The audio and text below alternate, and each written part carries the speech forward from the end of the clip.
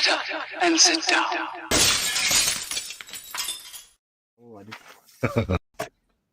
Yeah, we're on. Hello, gang. Colin here, Festa 67's workshop. And yeah, a slightly broken Dave, but we won't go into that. But a seed has been planted in his head that he never wanted planted there ever. And there are some things that you share, and there are other things that you just do not share. And him next door went there. yeah, I blurted out something, and he just looked at me, and he corpsed, and it's like, what? I was just imparting it anyway. It is a bit cold, Dave, isn't it? But we'll come back to that in a minute. Hello, gang. Colin here and Festa 67's workshop. And Dave, we're already losing our train of thought. Welcome to Sunday at the Bench, where I'm going to be carrying on putting some tracks on me Sherman and 4A3E8 by Ryefield Models. So I'll be doing a bit of that. And I'll be carrying on with my Skyline. There you go. Well, so I had with it, because I can't even remember. Because absolutely, we'll get the pimpage out of the way and get that all sorted. If you'd like to help support this channel, you can do so by heading over to patreon.com/Festa67's workshop, or click the join button below this for any of me other videos and become a channel member. That will give you access to the Zoom off-air 24/7 hangout. You can also support Dave by heading over to patreon.com/Model Dave's Workshop and share the love that way. If you want to get our attention in the chat, do an @Festa67's Workshop or an @Model Maker Dave's Workshop. That puts our name in a nice yellow box, lets us see that you want our attention, because we are old useless of wearing magnifiers and we don't always see messages come up, so we do try our best. But don't take it personal if we don't read it out straight away. We're not ignoring you. It's just we're distracted because we're building models. What else or is we're there? trying to get other images away from your retinas. Absolutely. If you want to save yourself a few pence, there's a link up or an affiliate thing above me canister there for Hobby Workshop. There are links are in the description below the video. There's a couple of affiliate links in there, folks, where you can Hobby Workshop, you can save 25% off RRP by clicking the affiliate link, and that does all your tabletop gaming stuff, as does Element Games. You can get 15 to 25% off by going over and visiting them as well. So if you want to save a few pence, a few quid or whatever, give that a bit of consideration. I get a little kickback off of them for the referral, but you guys pay your discount prices. So there you go. Couple of affiliate links for you. Save yourself a few quid.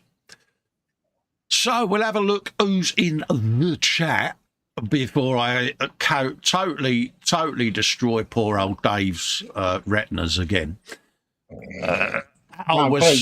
Al was in, saying, sneaks in, checks for signs of booby traps, checks the corners for water-filled balloons, tied to string, and seeing none, decides to sit in the comfy chair for Panzer.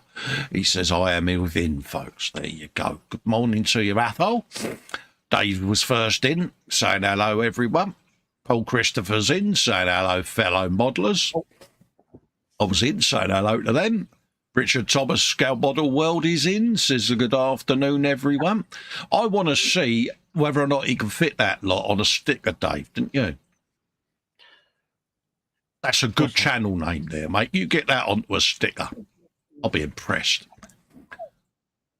Harry Marwick is in. He says, good afternoon, peeps. Hello, Harry. How you doing, mate? How are people feeling today? Because apparently England got stuffed by the French last night in the World Cup, mate.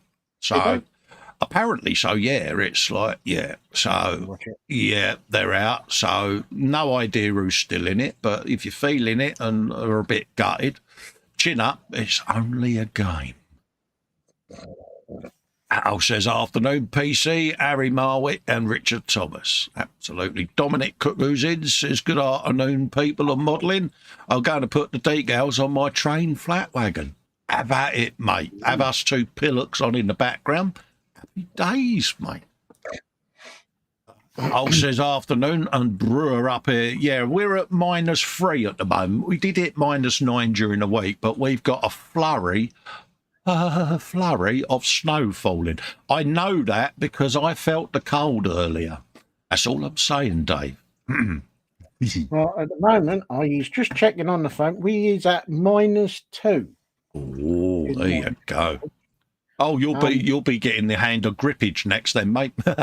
Al says, according to the weather forecast from the tip of the northeast Scotland to around Hull, temperatures could drop to around -12 tonight. Icy windscreens tomorrow, folks. Then that drive to work. Excuse me. Dominic says -12. My freezer ain't that cold yet. Yeah, it's going to plummet, folks. So if you are vulnerable to the old cold weather or driving, be careful, folks, because we do care, Dave, don't we, that you're all safe and well. Yeah, yes. It's all right for me. I'm housebound. I don't go anywhere, but I do worry. It's like, say, the wife is out driving and that, you know, and I have her message me now every, you know, she messages me regular when she goes from job to job during the night because I just want to make sure she's safe. Definitely. But, yeah. Jeff Light he says, good afternoon, Cole, Dave, and everyone in chat. Hello, Jeff. How you doing, mate? Hope you're keeping well. Jacqueline says, afternoon, gents. We are both watching on the big telly. Oh, Jackie, you've done it again, haven't you?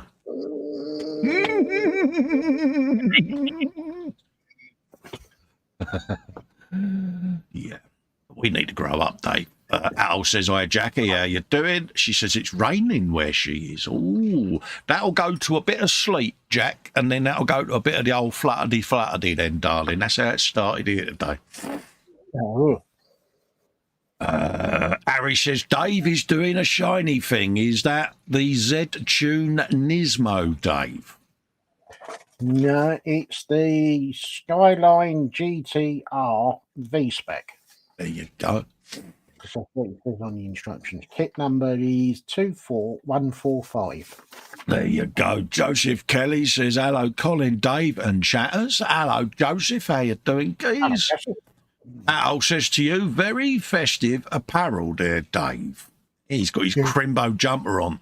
I've got me fleece on, me furry slippers, because it's a bit tight, isn't it, Dave? It is, and I've got me fleece blanket over my legs as well. Yeah. Oh, no, he's got these little tartan blankie, ain't you, mate? Yeah. Well, no, it's not tartan. It's Yeah, I know, I'm mocking you, mate.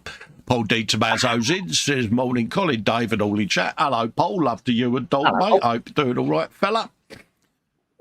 Harry says, strangely, didn't watch the football. Was more entertaining watching Nigel doing his first live stream. There you go. Breakfast says Atol, because it's belly and bench Dave, isn't it? Breakfast says Atol is toted. Toasted cheese on malted bread with marmalade times 3 slices. Nice. And a brew of coffee. Bench, ice and sugar effects on terrain. Gets in. Ooh. Man, don't forget, folks, belly, bench, and beverage. Ooh, yes, definitely. Harry says, if there isn't a desperate need to go outdoors, stay safe and at the modelling bench. Absolutely, mate. Couldn't agree more, Harry. Jeff Light says 2-1 to the French. It's France and Morocco in the final.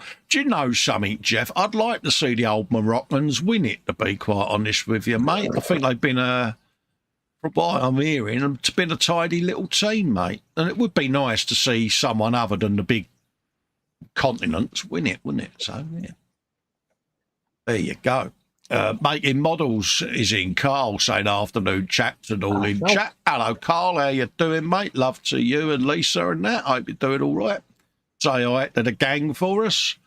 Keith says, hi, everyone. We had about half inch of snow and now have freezing fog. I'm so glad that he's retired. Happy days. Making Models has got spicy ramen, a Vimto, and weathering wooden fence panels. Ooh. Nice. Harry McCall Marwick even is saying hi to Keith. Jeff Light says, me too. Keith says, hi, Harry. Hope you're okay. There you go, folks. So that's the chat up to date. Dave, how are you? How's your mum? Mum's good. Mum, I think, has now recovered from her gallivanting. Oh, right, yeah. Yeah, because when she got dropped off by the nephew and she found up, she sounded a bit tired, and she wanted that. You know, when you've been away and then you go home and you just want to go to bed in your own bed. She wants to sit there and go, oh. Yeah. So, but no, she's fine. She's fine. I will no doubt speak to her sometime this afternoon and make sure that she's been. Old Governor's in. Sarah Jane's in. I, Colin, and Dave and chat. I've popped in to thumbs up. Thank you very much, Sarah Jane. Hope you're feeling a lot better, darling. Big hugs. Stay safe and stay as warm as you can, love. Everyone's saying hello to Sarah Jane there. Say she's a popular girl, isn't she? But she is the boss, so yeah. Keith says to our Athol, how's the shoulder doing? Oh, we got a sore shoulder, Athol. Oh, Whipple. Mockage Dave, innit? If he goes, it hurts when I do that, he's going to get, well, don't bloody do it then. Hans is in, saying hello to everyone. Hello, mate. How you doing?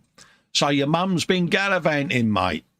Yep, gallivanting, but now she's returned to home and yeah.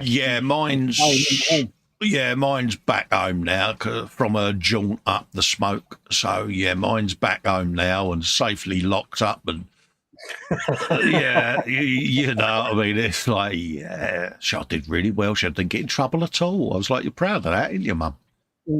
It's like, yeah.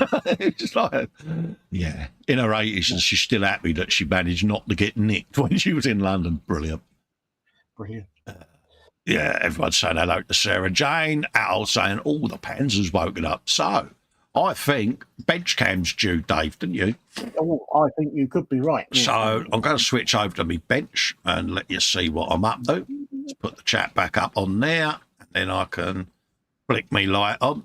Jeff Light says, sorry, France versus Morocco is semi-finals, my bad. Yeah, but I'd still like to see Morocco go through to the final. It's, dare I say it, I'm kind of glad that the Portuguese went out, because I think Cristiano Ronaldo's been a bit of a sack lately, and I didn't want him having any more glory.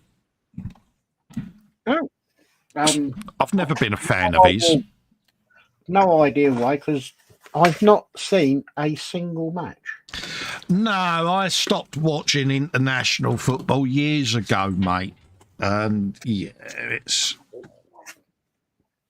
just don't float me boat now, the game, like it once did. You know, I think it's gone too commercial. You know, you've got players going down like the proverbial sack of sugar every time someone runs past them, and they're all professional cheats at the end of the day, and I don't like that side of the game. I'm having a whipple, ain't I? Yeah. I don't like the idea of it where they just roll on the floor for 5 minutes, wasting time. Yeah. Oh, ref, he broke my hair gel. Oh, get over yourself. 3 minutes after we've been rolling around screaming blue murder because someone tapped him on the ankle, he's running around as if nothing has happened. It's absolutely. Harry says he's not a fan of Ronaldo either, mate. No, I just think that the guy's made, a massive amount of money out the game. And don't get me wrong, it's not because of that he's given me the ump. It's attitude. It's a grown man sulking because he's coming to the end of his career and he's behaving like a petulant child. I don't think that's an example to young upcoming players or people in general. I think he's sticking two fingers up to the game that's made him a very wealthy, well-known young man, and I think he needs to show a bit of decorum, a bit of respect, and show a bit of, just a little bit of dignity. Harry says, I like Messi, a playmaker through and through, and he stands on his feet instead of rolling on the ground like a pussy. Yeah, I do like Lionel Messi, I must admit. I think the difference between him and Ronaldo is there for all to see. One's an example to the game on what a good professional should be like, and the other one's the other end of the spectrum, saying if you want to see a dick, go and watch him. Yeah. Rant over. I feel better now. For those that are wondering, I do. I just don't like to see bad sports, mate. You know, For those wondering what I'm up to, I am doing the wonderful, wonderful track assembly on the Sherman, folks. That's what I'm up to. I've got loads of them to do. And it's funny, a lot of folks thought a big swear box would come out on these, didn't they, Dave? Well, I thought you might have had a bit of a bit of a swear fest. I must admit, I must be really sad because I'm finding it really, really quite therapeutic, Dave. I need to get out more, don't I, mate? Well, we know you're a bit of an oddball character, but I think that's proved it. Are we getting back to how cold it is, mate?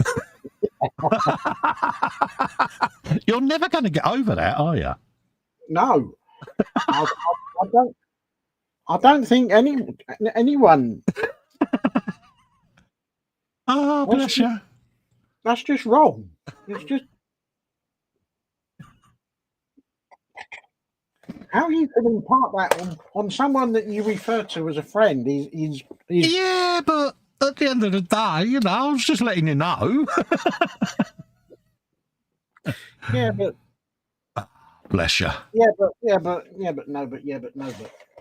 Now, see, next time your mum rings up, you've got that dilemma of, here, mum, you never guess what my mate said to me. Yeah.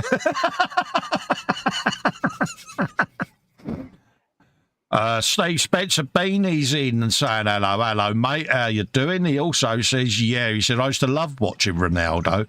Just recently, he's been showing his true colour. He's no longer a team player. Oh, yeah, I mean, don't get me wrong. I'm not taking anything away from him. He is a massively talented footballer. And you can't dispute that. He's won that Blue North thing quite a few times. But as a person, I think, like Steve says, he's shown a side of his nature that I think is demeaning or diminishing everything he's achieved in the game. Carl says, best part of an armour build. Yeah. Well, this is it. Kevin said to me an interesting one, Carl, being that you're in. I don't know whether you do this, but he said to me, he said, what you want to try and do, Carl, is make your tracks first.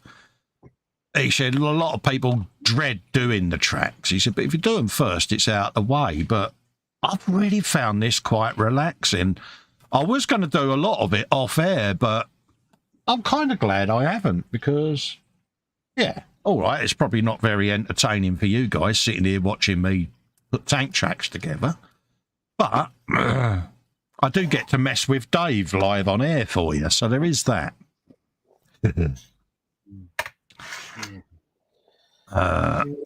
Needs enemies when you got mates like you. Jeff Light says some of them would win the Oscars hands down. This is it. I mean, I've never seen the point of a player going down, ref, trying to win a free kick. I grew up in the sort of 70s and 80s when, you know, a footballer would do a neck-eye tackle on someone and they would get up, dust it off and carry on. It was a harder game then, plus what was going on in the terraces as well. It was a tough game. But then it got so commercial around the time that the Premier League formed and the money and salaries went through the roof. And the players suddenly become quite prima donna-y. And I think that's killed a lot of the enthusiasm for the football fan. It's alienated with me because football was a working man's game, but the working man's now getting priced out of it by the cucumber sandwich brigade, you know, and I think that's killed it. The corporate box brigade. Yeah. And it's killed it for me, and that's why I stopped going, because the clubs would kiss their backside for the corporate people, and the people that had actually earned the club money, i.e. you, me, and the gatepost, suddenly got slapped in the cattle cart and forgotten. And I thought that was a bit disrespectful. Steve says, I'm so disappointed with him that I've taken down the Man U calendar with his picture on. Of course, yeah, Steve's a Man United fan. I'd forgotten that. But, yeah, don't get me wrong. Like I said, Steve, you know, he's contributed a lot to the game. I still think United taking him back was a bad idea because he left a little bit sour and kind of, dare I say it, could probably see him doing the same again, what he did the last time, and it just didn't work. But your team's going through, I think, a major transition period, and he's certainly not the player you would want whilst you're going through that. He's not a team player at the end of the day. Not that I know very much about him, but I've seen him on the tally, and he looks very me. Yeah. Me, I. Yeah. Yeah. And I think that's wrong because the team have supported him through thick and thin, and I think that he just needed to show a bit more bloody respect. A bit more respect and a bit more gratitude. Yes. Yeah, because, you know, the diehard Man United fans that are paying a small fortune to get his name on a shirt on their back, you know, that's a lot of money to them. Yeah. And I think that he's sticking two fingers up to all of that legacy. I think he's tarnished his reputation for good. I really do. And I think that's a shame. But I stopped going to football when West Ham bought out the bond scheme, or tried the bond scheme, and we all had a protest at the old ground over it, and it all got rather silly. And I gave me season ticket back, told them to stick it right up where the sun don't shine, and vowed not to go, you know. And for me, I just thought it undone everything. Steve's glad he's gone. He said he'd come back for Sir Alex, but that was a load of tosh. No, he came back for the money, Steve, didn't he? Let's be honest, mate. But well, my impression is that sort of caliber of player, the only thing they're interested in is themselves and how much money they can get from wherever. Well, this is it. He's on about going to Saudi now because they're on about giving him 200 million quid a season. To me, that's obscene money. Especially in the current world problem. You know, I mean, if someone like Ronaldo during lockdown had turned around and said, well, whilst we're in lockdown, I'm going to donate my wages to these charities, I think people would have gone top bloke. But none of the footballers, apart from Rashford, came out and did anything, really. And that, to me, I just thought was a bit, A bit,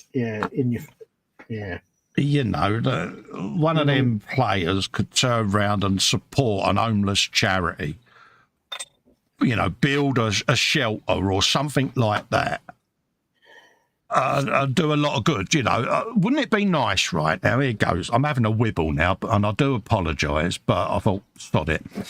Wouldn't it be nice if a group of players, you know, some of these players that are on £500,000 a week, which is obscene, wouldn't it be lovely if they all got together and built a nice big homeless shelter for all the homeless veterans in this country?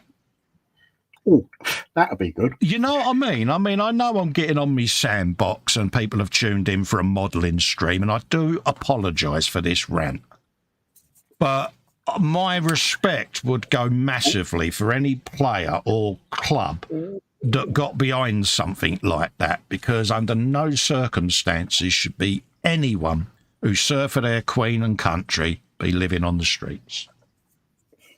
So any players, not that they'd be watching my little live stream, but, mate, I'd take my hat off to anyone that did that.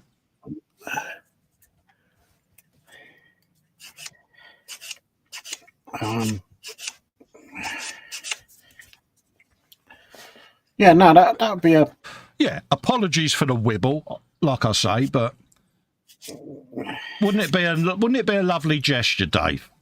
It would, but I think it's a gesture a step too far, because I don't think it happens. Absolutely, Carl says, agreed, Carl. Where would they build it? Well, there's enough football clubs around, isn't there, that are paying massive money for players. So you think about it, one in every club's borough would be nice, wouldn't it? Let's be honest, you know, if they can afford You know, I mean, I'm a club like West Ham even. You know, now we're paying some players a couple of $100,000 a week or whatever. So if, you know, at the end of the day, wouldn't it be nice if they donated some of that and said, well, tell you what we're going to do. Let's put a shelter in locally.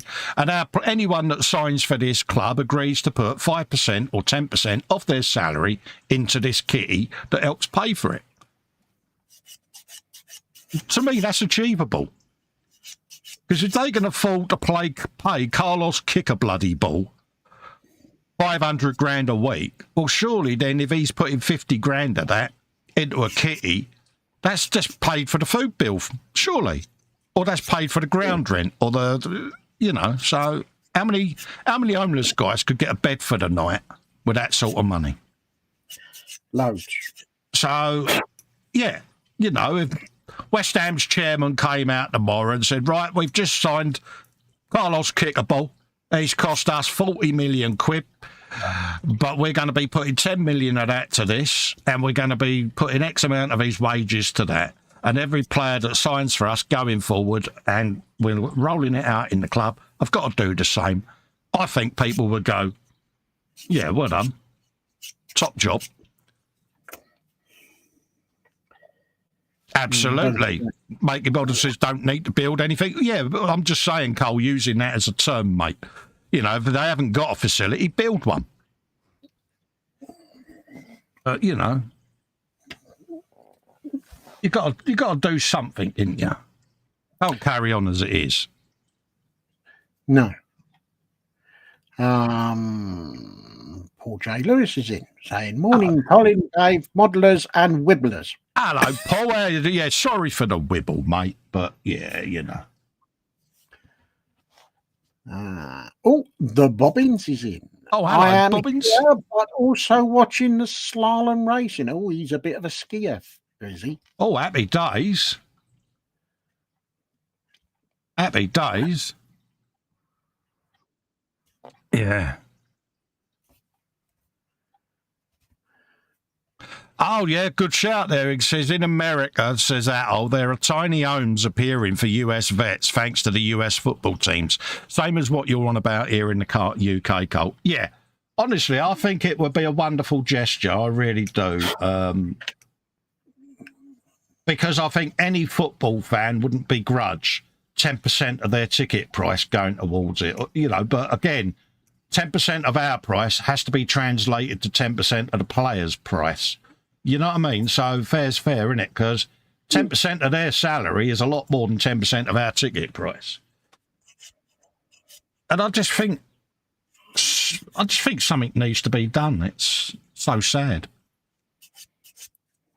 Unfortunately, I don't think it ever will. No. Well, mind you, if the American Football League is doing something, you never know. You never know. It might carry over here, mate. So props. Some things that start off in the States do cross the pond and come over here. Yeah. Props to them for doing it at the end of the day. Oh. Dropping things already. But yeah, it's one of them, innit, mate? You know, it's, yeah. We do like a good wibble. I think there's a fair wibble myself. Oh, there is something that I'm going to pass on to everyone watching. Yeah, now, if you are using an NVIDIA graphics card. Correct, yeah. You might want to go on their website and download the latest drivers. Yeah. I don't actually know what the vulnerability is, but apparently there is one because I've got X amount of machines that I need to update. Yeah, I've had my GeoForce experience alert come through and been updated. Yeah, I know exactly what you mean. But for anyone else that hasn't had it or is unaware of it, then drop onto their site, put your card details in, and whatever the driver is, download it. Yeah. If you've got the NVIDIA GeoForce Experience software, it should automatically update and give you a message to download the driver if you haven't got automatic updates on, but it's certainly worth a look, folks. Not going to go into what the vulnerability is, but it is there. I only found out on Friday. Yeah. Steve says, to be fair, he says, Ronaldo did donate $1 million to a Portuguese hospital where caring for sick children as he took a pay cut for months that he's not playing football. Still a knob, though. Yeah, didn't his child have an illness? Was it to do with that, Steve, do you know? I'm sure I heard somewhere that one of his children wasn't well. Sarah Jane says to Richard, you go up the city and watch Red Bull go along Midsummer Boulevard. Yeah. Yeah, I'm looking forward to that next year, Dave, the Formula One in Vegas. Oh. Yeah. Am I right, Sarah Jane, that the Vegas GP is going to be a street race? Because I think the last time they was there, it was in Caesar's Palace car park, wasn't it? But I think this is a full street circuit, Dave, round Vegas. Oh, but like the Long Beach circuit. Yeah, yeah. And I think they're going for it. And that's a blast in the past. Yeah, it's frustrating because they wanted to do the same round London, didn't they? But Sadiq Khan wouldn't have it. And I think they dropped a ball there because I think a street race round ye olde London would go down quite well, mate. It'd be a dog to shut the circuit or the streets of London down for a couple of weeks. But to be honest with you, it'd be worth it. For the income. Yeah. So, yeah. Yeah, you'd have to have loads of diversions in place. But we've got them already, haven't we? Yeah, you know, could you imagine it? Sadiq Khan saying, "Yeah, you can race, but every time you go round turn 3, you've got to pay the congestion charge." My mind works in weird ways. We know. You've not recovered, Dave, have you, mate? No, I'm not going to let you forget that. You're still struggling, mate, aren't you? I am. Steve says his daughter had bronchitis. Oh, bless. Yeah. Yeah, I didn't know whether there was an illness there, but still don't condone his behaviour, though, does he? Especially as a father, you think he'd show kids an example. Because if he tells his child off for being petulant and sulking, well, they're going to say, well, look at you on the bench last week, Dad. You were sulking. Yeah. Right. What am I going to do next? I've no idea. Panzer says, I seem to remember Alan Jones in his Saudi Williams racing around a very short curvy track in the car park back in the early 80s. Yeah, it was Caesar's Palace. F1 lost Patrick Tambay this week as well. Former Formula One driver died. So, yeah. He died. Bless him. I think he was 75. Yeah. But I'd be intrigued to see a street circuit round London. I think it would work. Any of the major cities in the UK. I think, don't get me wrong, Silverstone, yeah, the home of Formula One, but it's like a billiard table. And I used to like it when it used to flip between Silverstone, Brands Hatch, you know. And, yeah. Well, Silverstone, I think, is a bit... Yeah. I think they've got a bit... what's the words I'm looking for? Complacent, big-headed. Yes. Yeah. I think the circuits at Donington. I used to love watching the bikes come round the crane of curves. Yeah, because you're going down into the bomb hole and all the rest of it. Yeah, MotoGP bikes going round Donington Park. They should never have moved from there to Silverstone, but that's another matter. Yeah. And I think Brands Hatch on the GP circuit, especially when they go up down Paddock Hill. Yes. Up to the hairpin at Bridge, and then they drop down and then they go down Pilgrim's Drop. They had some, there's undulations. It's not. Paul's asking you a question, Paul De Tommaso. He says, what's that little rotary tool you've got there? Is it any good? Looks like a battery Dremel, isn't it? Yeah, it's USB rechargeable. It's got 3 speeds, and when you buy it, you get 2 collets with it, so you can have different size attachments. Yeah. Which I've got. Yeah. Yeah. Panzer says, yeah, London street circuit, they'd have to fix the potholes. Yeah, that's the thing, mate. It's it's probably going to cost them more to fix the pothole than it is anything else. I just think it would be an interesting thing, I mean, it was muted a few years back, and then it was quickly put down by the London mayor. So, I mean, logistically, go on. I'd have to go around and switch off all the speed cameras. Oh, could you imagine it, couldn't you? Yeah. But when you look at somewhere like Azerbaijan, going through the old town and things like that, if they can do it, surely we could, There's another street circuit, Poe, is it? I think there's... Yeah. Better one still, Sarah Jane. How about a street race round Milton Keynes? Could you imagine how confused the drivers would be with the layout of Milton Keynes? Yeah, and all the roundabouts they have up there and all. But it'd be right on your doorstep. Yeah, do it down here, Dave. Donut City. It's what Basingstoke's known for, because every 100 yards they stick a roundabout in.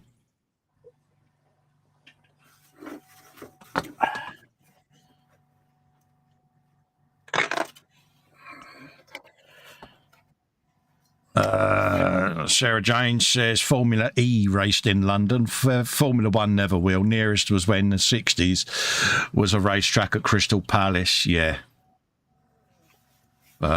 Yeah, when it was first touted about Vegas, there was a lot online about a possible London street circuit, but it soon petered out. I mean, don't get me wrong, Silverstone is Silverstone, yeah, but I'm sure I'm right in thinking it used to flip between Silverstone and Brands in the 70s. I'm sure it did. It did. It was every other year. It was every other year, wasn't it? But I think Brands got kiboshed because the locals were very much not in my backyard. Yeah. Jeff's got a good point. He said, how about Swindon with the magic roundabout? That would be hilarious. For our US friends, go on the internet and Google Swindon Magic Roundabout UK, and you'll see exactly what I mean. It's a roundabout, and then around the edges are 5 roundabouts. So you go round them in the normal direction, and then the middle one, you go the opposite direction. So, yeah. And it is one of them things on paper you think shouldn't work. But when you sit there and watch it, you're like, yeah, it does work. But, yeah. Paul says, up your way, Cole. Went to Festival Shopping Centre, wandered to the model shop, was told not to buy anything as I have a birthday soon. You made it in and out of Festival Place, did you? Good man. Yeah, that's Basingstoke's attempt, mate, in trying to be posh. All right, if you want to buy a mobile phone.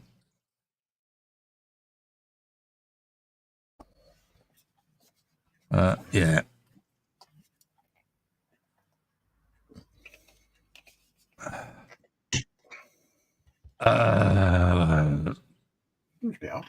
Yeah, Steve says there was talk about a street circuit a fair few years ago. They even had a weekend when they had F1 cars going up and down Regent Street. I went and saw it with my eldest. She was little then. She's 22 now. Yeah.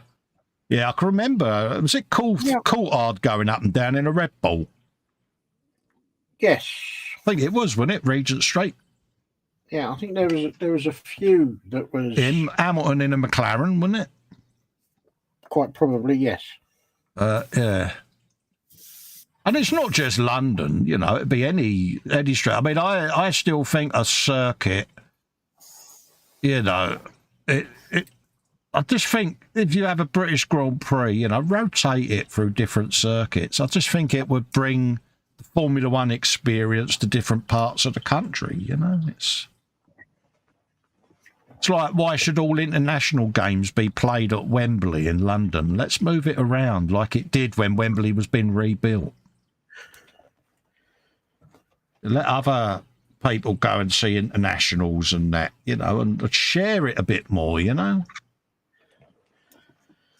Well, yeah, because there's plenty of other big stadia that can hold an international. Yeah. Have to be Wembley.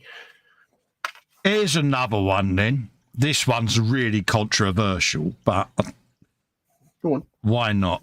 In this USA, right? That is it 52 states in America? Am I right? Yeah. But they have a USA team. You know where I'm going with this, Dave, don't you? Yeah, over here, we got England, Scotland, Wales, Northern Ireland. You know, Republic of Ireland. Why don't we have a Great Britain team? Or is that too controversial for the football fan? I'm just curious. It might be a bit too controversial. Yeah, I'm just curious because, you know, like Brazil. No, because you have there's a Great Britain athletics team. Exactly. You know, I can imagine people going, that Festa bloke's nuts. But yeah.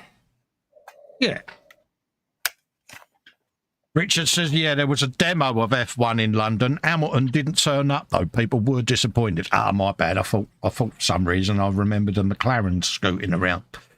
But yeah, unless it was Jensen that went. But yeah. Ken Block did a Gymkhana circuit in London and they kicked hell up about it. Yeah. Al says we have a GB team, Cole. It's for sailors, Cole, and golf. Yeah. Richard says, we do it at the Olympics. Yeah, I'm on about football, mate. Yeah. Panzer says, could you imagine the egos of the Great Britain football team? Yeah, I just think that it's a curious one. I just find it odd.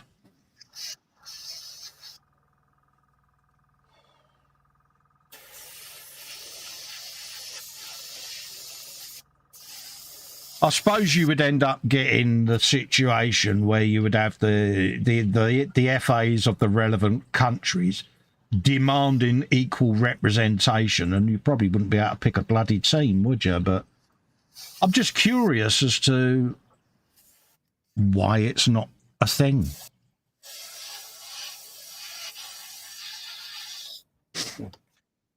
Just makes me wonder. Well, this is it. Richard says, football at the Olympics. Well, exactly. Could you imagine it? You know, would we at the Olympics be able or allowed to field separate teams? Because you're represented as one nation, aren't you, at the Olympics? So, just curious, that's all. People can get up now if they're mortally offended. I used to like the home internationals in the summers, Dave. Do you remember them? The England, Scotland, Wales games, yeah. The Five Nations football. Yeah. That normally ended up being a fist fight at the end of each one. Yeah, Steve says there is a GB team for the Olympics. Yeah. I was there. I didn't know that. But, yeah. That's a point. I suppose we've got another Olympics coming up then, have we? When's the next one of them going to be? Because didn't it get delayed because of the pandemic? Well, it was Japan in 2020, wasn't it? Oh, right. Or was it last year? I don't know. I've not really watched a lot of sport, mate. I probably notices. Well, I mean, the last time I went to a live England game, I think Gaza was playing. So, yeah, you know. Next Olympics is 2024, Oh, right. according to Google. Hmm.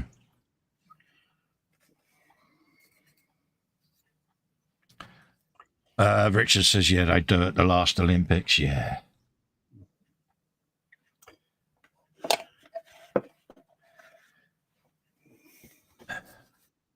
Japan 21, says Panzer, yeah.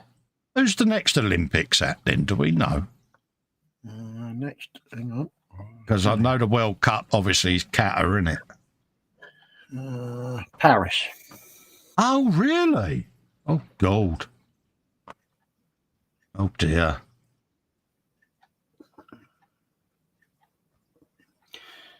I think they was only giving it because their noses were put out of joint when London beat them to it. Yeah, they didn't like it, did they? Richard says you might be thinking of the Commonwealth Games, Panzer. Is that still a thing then, the Commonwealth Games? Yeah, it still happens. Really? I thought so out of touch, you know. Oh, bless. You've been in your own little world, haven't you? I have. I'm in my own little Festa world. Probably a good thing, isn't it, Dave? Nah. What you shared this morning is probably a very good thing. Yeah, you're not forgiving me, have you, mate? No, I'm not going to forgive you on that one. So he don't trust me, folks, does he? Mind you, he has got his reasons, I suppose. Yeah.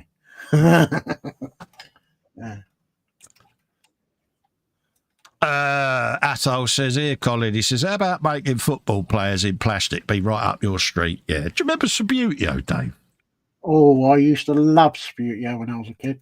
Was you like me? Did you have all the stands and everything? I didn't have all of the stands. I had a couple of grandstands. Yeah. I had the floodlights. Yeah, good man. I had the green fence that went round the manager's bench. Yeah, the dugout. Yeah. Tower, yeah. The scoreboard. Do you have the diving goalkeeper? I had the diving goalkeepers. I had goalkeepers to catch on. I had the sprung loaded. Yeah. Goalkeepers. The only thing that I didn't have was I didn't have the players that you use for the corner kicks or for throwing. Oh, right. Yeah, yeah. I even had the little trophies, Dave, you know? Oh, no, I didn't have the trophies, but yeah. I had the various different coloured nets that you could buy. That's it, yeah. Oh, brilliant, yeah. And I had white balls, brown balls, orange balls, black and white balls. Oh, yeah, you had to have your winter ball, Dave, didn't you? I had all the balls. Oh, I had the referee and linesman set. Yeah. The ball boy set. Yeah. I used to be given, you know, the figures, the little players. Yeah. From all sorts of different tapes. I used to sit there and paint them up into one team. Oh, mate, if the football team changed its kit, you would get your old Subutio set out and repaint it. If your mum wouldn't get you the new one, you've already got West Ham Subutio. Oh, yeah, but they've got a new kit now. Paint your old one. So that's it. That's what got me into painting little figures. Yeah. What else did I have? Oh, I had. It started off as one box. Oh, I had a couple of different football pictures. Yeah. Yeah, I had one mounted on a big board to keep it nice and taut. Oh no, I used to kit the dining room table and have a blanket on over the table. And I used to use the timer on the cooker clock for me match times. Oh, you was proper 45 minutes then, yeah. Oh yeah, yeah. Oh yeah. There was about 4 or 5 of us. Yeah. was all roughly about the same age. Yeah. So we would, when we was all like football nuts at that age, Yeah. I hadn't been introduced to the oval ball. Yeah. We had our own little league. Yeah. So you'd have your home and away games. Oh, right. Yeah. So yeah, it was a bit of fun and all the rest of it. Steve says I used to love Subbuteo. Oh, yeah. You would take it all serious, wouldn't it? You try and book players. I'll book it in. Why? He went in a bit hard on that tackle there. Yeah. I had a look on eBay a little while ago. Yeah. I nearly burst into tears. Really? Was it shocking? I thought, why didn't I keep it? Yes.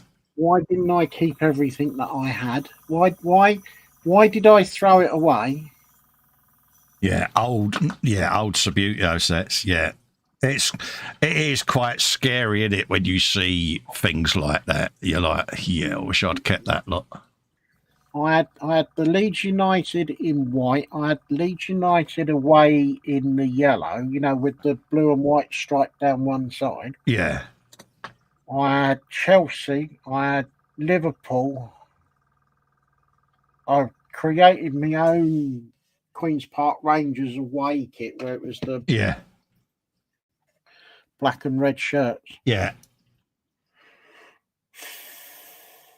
And it's like I just looked at, and I thought, why did I throw it away? Yeah. Wibble. I'm lucky. I think I've still got quite a bit of mine up in me loft.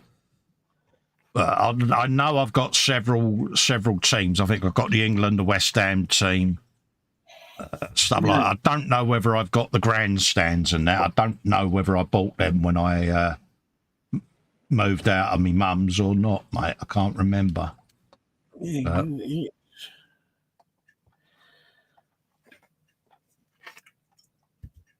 But yeah, that's why I've kept all my old gaming consoles.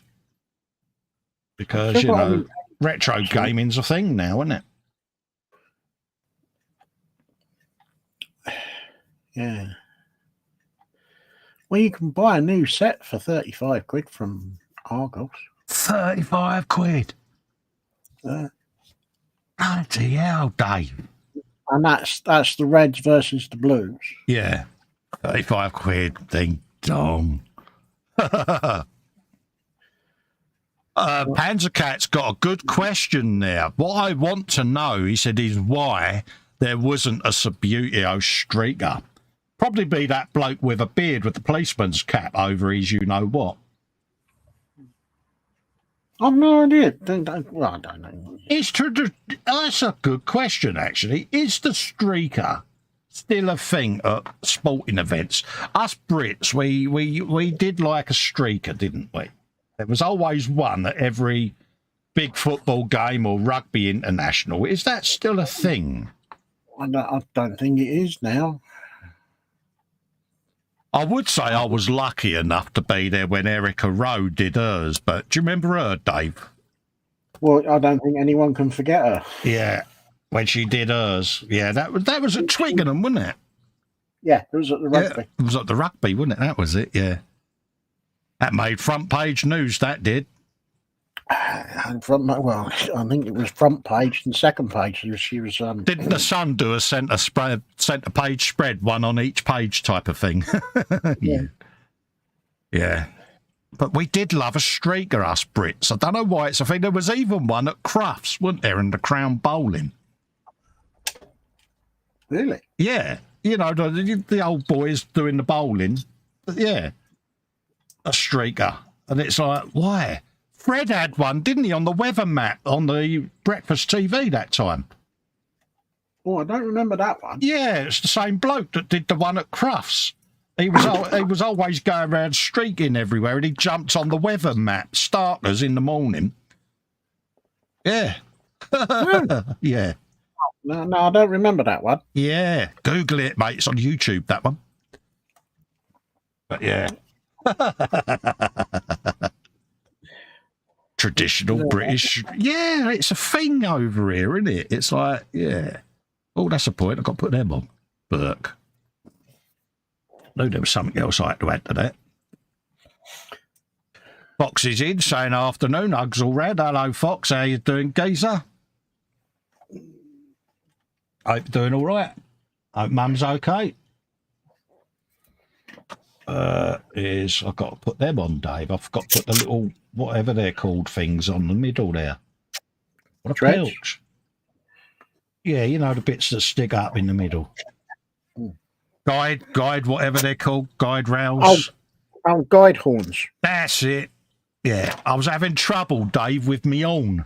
Oh, that was coming. You braced yourself for that one, Dave, didn't you? Yeah, I thought. Yeah, I know that. I know where you're going to go on this one. Yeah, don't be like Festa. No, please don't. Not forgiving me. I'm never going to forgive you for that. There are things that you share with your mates, and that's not one of them. Is that up there with when you threw your legs up on the bench? Oh, definitely. Yeah.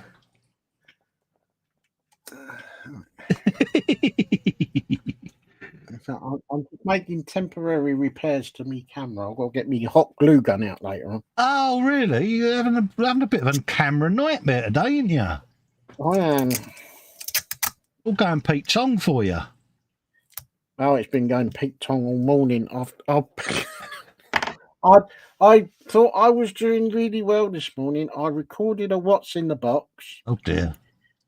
For the YouTube channel, for the Lotus Super 7. I thought, yeah, brilliant. And I did a video update for the Mercedes-Benz MP4 Acros. Oh, right. Unit. Yeah. And it went well. Oh, both went really well. And it's like I was gabbing away and all the rest of it. And then when I put it didn't record the sound. Oh, lammakins. Oh, I'll get my other camera out. I'll get my other phone out. And I managed to reel one off. And I was halfway through doing the second take on the Lotus and the camera died. Oh, can you just voice it over?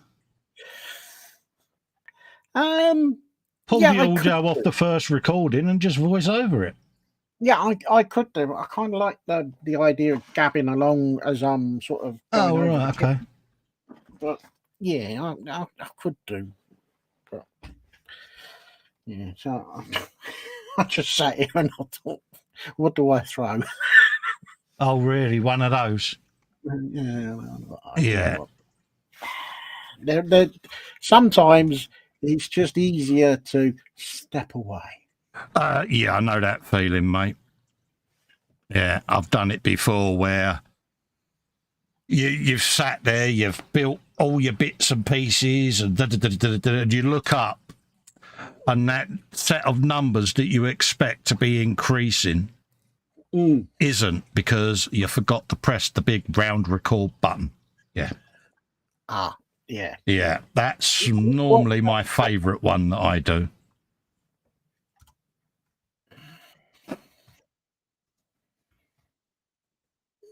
Erica Rose says, Keith, he's 65 years old now. Oh, Bennett. Yeah, Erica and her Rose. Well, Mrs. Still remembered for that one thing, bless her, but... If you're going to go down in history, go down in history well. Oh, absolutely. Absolutely. 65.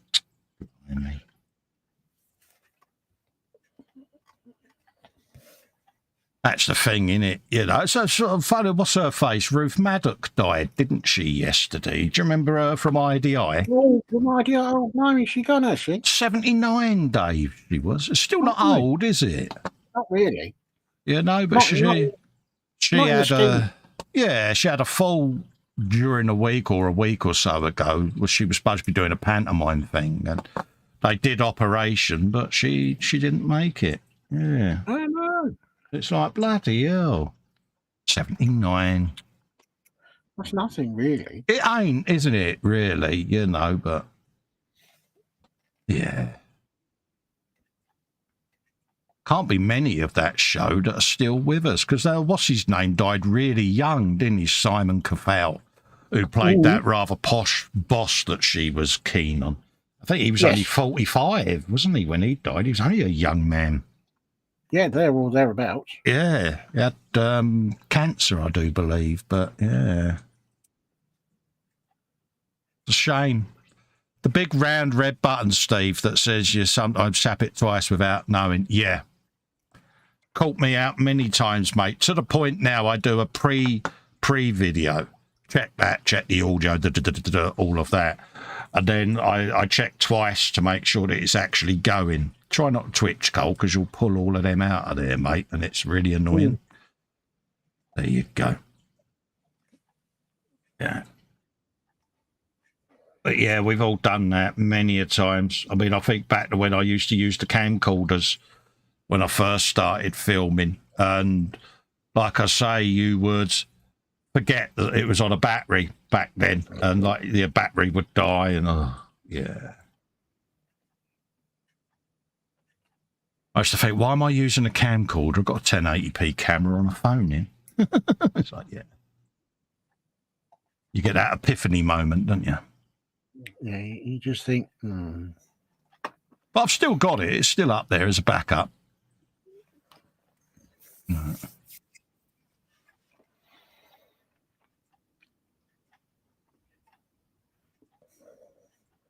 you go. Old J. Lewis says, Erica, one can only imagine how low they're hanging today, just saying. Yeah, 34 long. Or 44 long, should we say? brings a whole new meaning to the song Swing Low. Yeah. Yeah, got the earworm going now. Yeah. Swing low, sweet Erica. Yeah. Yeah. Yeah. Streakers. Gold.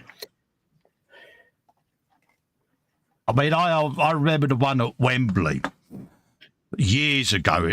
It's like the thing that surprised people was how the guy managed to get over the fences at the time, because back then at football matches you was in the pens. There was high fencing, wasn't there? And it was really high fencing. So this guy's not only dropped his entire kecks and got back to nature, but he's then scaled over the big perimeter fence and the barbed wire all and made it on the field. It was like, mate, epic awards should have been given to that man, because that's courage, mate, climbing up there all to see, so to speak. Yeah, it does make me wonder when these people do this. Are they sober? They got to be on something, ain't they? Because I ain't being funny. You're not going to want to flop your brooch and earrings out and be on national telly, are you? Not on a cold day, should we say? You know what I mean? And what possesses someone to do it? It's like, yeah, I've got to go and I've got to drop my kit and I'm going to run around the pitch for all the world to see. It's like, why? I've never figured that one out. Yeah. Why would any man or any woman want? Oh, good shout. Yeah. I've just read Reese's comment. He says, I think Susie Perry should streak. Oh, yeah, Susie Perry. Oh, yes. Susie Perry and her levers at the MotoGP. Oh, wing. Yeah. Yeah. Sally James. Oh, don't. Oh, yeah. Oh. Yeah. Paul De Tommaso's off ski. No worries, mate. You take care. Paul J. Lewis says, laters, take care.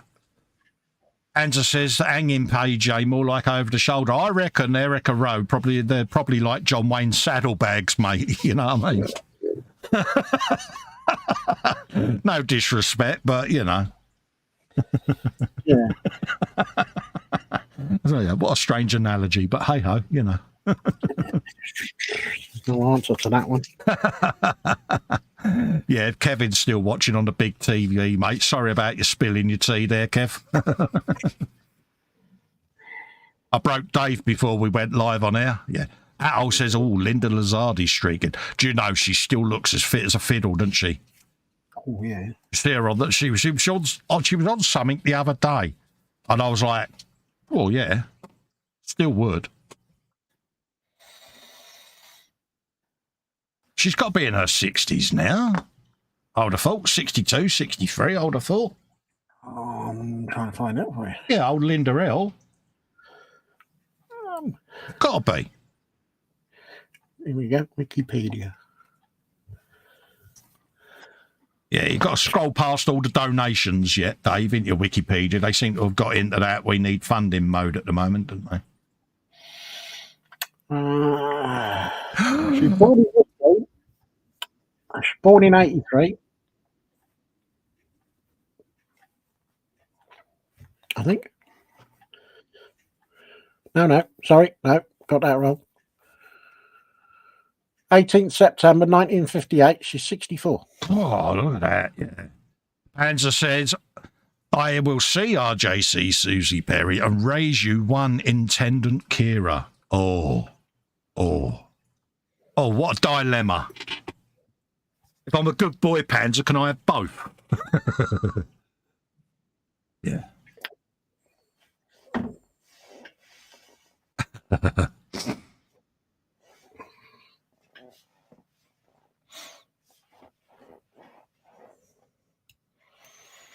Keith says, what about 7 of 9? I can't remember 7 of 9. Yeah, I didn't remember 7 of 9.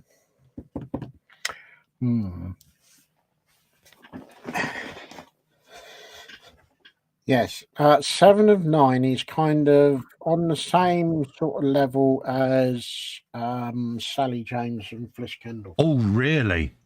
Sophisticated MILF? Yes. Nice. Very. I'm going to have to Google later, aren't I? I thought you might. You think I'm twitching now? Yeah. Did you really have to do it? Yeah, see for it, Dave. You can do it. You can do it.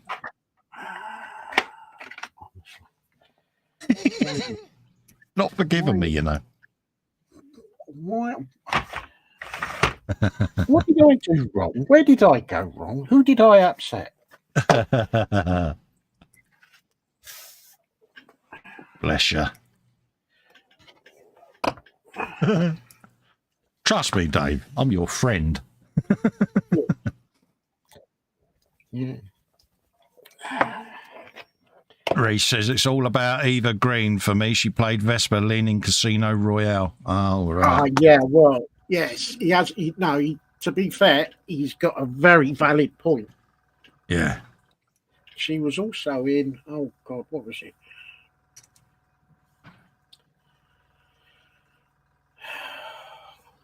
I can't think of it now.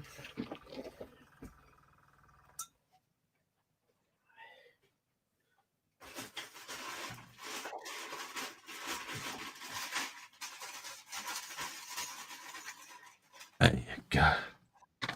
Box says, my dad was a professional cameraman and lived in shame in my lack of camera know-how. Yeah. Frankie goes to Wobby Woodies in. He says, good afternoon, everyone, and a lovely third Advent Sunday. Hello, Frankie. I hope you're doing all right, mate. Lovely to see you in. Hope you're feeling a bit better, fella.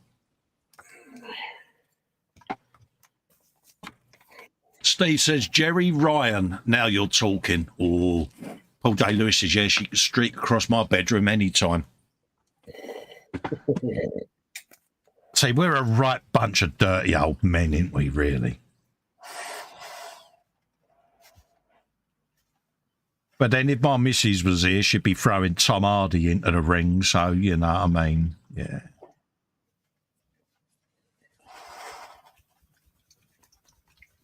So, yeah.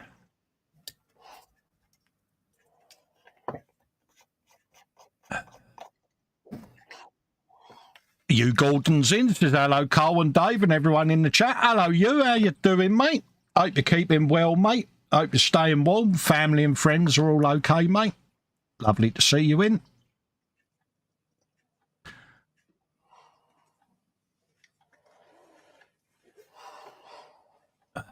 Have you a bit of that? Hope your rehab's going all right, by the way, Frankie. Yeah, hope you're doing all right, mate. You know what I mean. And you know where we are, fella. Always nice to see Frankie about. You Gordon says just thawed out. Bit nippy out there today, like glass underfoot. Yeah, be careful out there, mate, because, you know, if we fall now, mate, we break bones. It hurts, doesn't it, mate?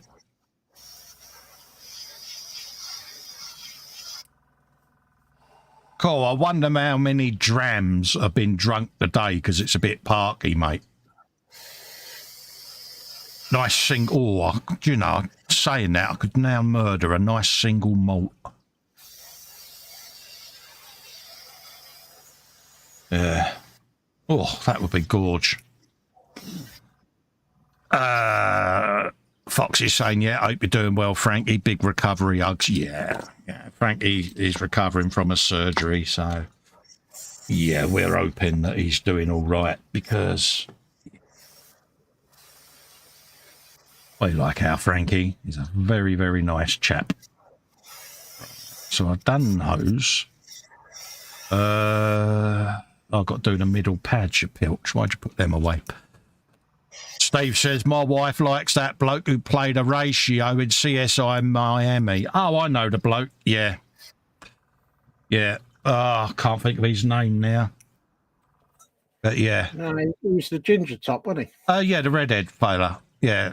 I can't think of his name now, but yeah, I know the one you mean. Yeah. He was in Crime Story as well, wasn't he, with Dennis Farina? Oh, what's his name? David something. David Caruso, is it? Could be. Is it David Caruso? Something like that. But yeah. I know the guy. Good shows. I love the CSI shows. I do like a bit of that sort of show for some reason.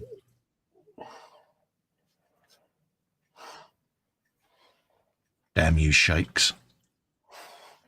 No, they still played up. Yeah, it's part of it now, mate. It's a thing. But yeah. You try to work around it. You think, yeah, wait for it to just do a low shake. David Caruso, that was it. Yeah, I was right. Yeah, it's one of them. I've started to work around it now. On a down shake, I cut with me nippers. On an up shake, I don't, if that makes sense. You just have to play with it. It's all part of the fun.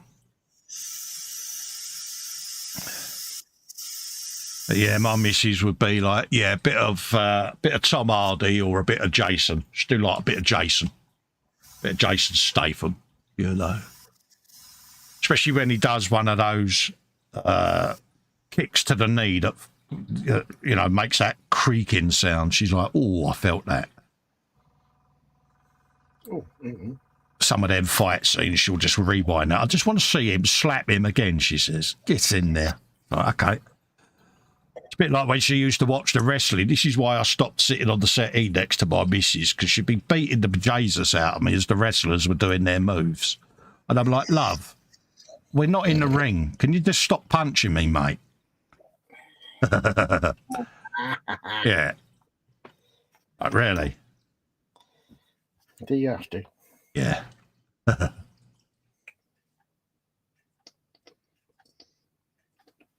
You says, I've got rubber overshoes with stainless studs, good grip on the ice. Yeah, I used to have them old shoe chain things. You remember them, Dave, that you used to put on your boots? Oh, yeah. I used to have a set of them, but...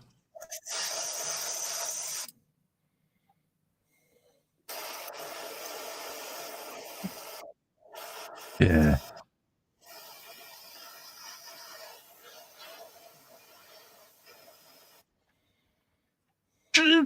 You'd don't see snow chains on cars now. That used to be a thing when we was growing up, Dave, didn't it?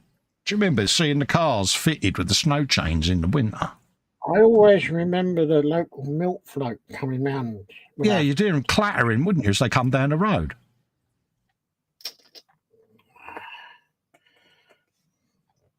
Yeah, that's a point, Athol. Yeah, I remember seeing people doing that with the big old thick fisherman's socks over their shoes to stop them slipping. Yeah. I remember that being a thing.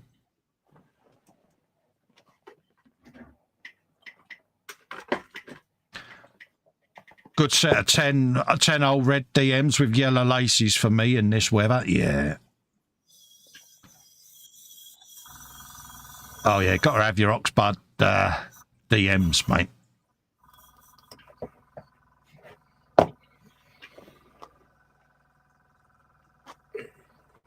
I used to have DMs, but I never had the boots. I always had the shoes. Yeah.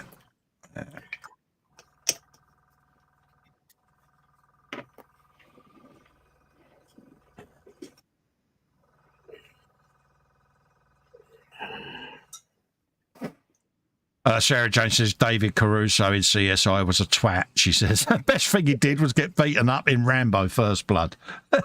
Don't hold back, Sarah Jane.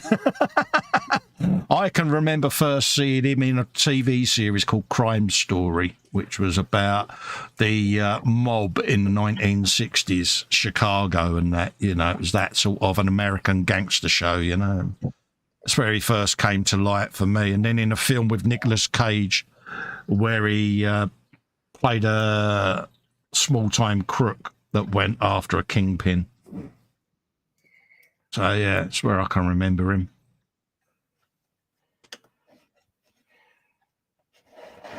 Fox says, I am lazy indeed. There's no sense in spending hundreds on a camera when my phone could film perfectly fine 1080p video for YouTube. Okay, what have I missed? Yeah. Dum dum dum dum dum dum dum dum dum dum. Oh dear. Yeah, just use the auto settings. Yeah.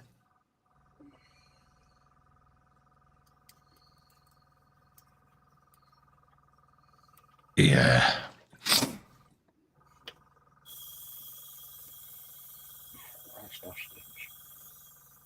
Oh, does it stink? Does it, Dave? Yes. And make sure you got them the right way up, Colt. In case anyone else is doing these, make sure you get them the right way up, because there's a little tiny pin on there that the little horns go on in the middle. So get your horns here, $3 for a pound. Tiny drop the glue. I do it on a down switch, Cole. Oh, can't you do it on a sideways switch? It's tempting.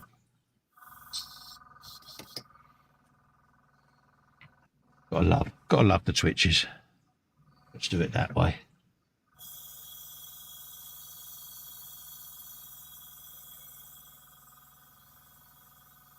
Might have to get the old Ujimi calling me out there just to warm that up. Where's it gone? Where's it gone? It's in there somewhere. Ujimi, what's it? Ujimi calling me watching a flip. Is that a technical term? Yeah, because me tips dried on me thing.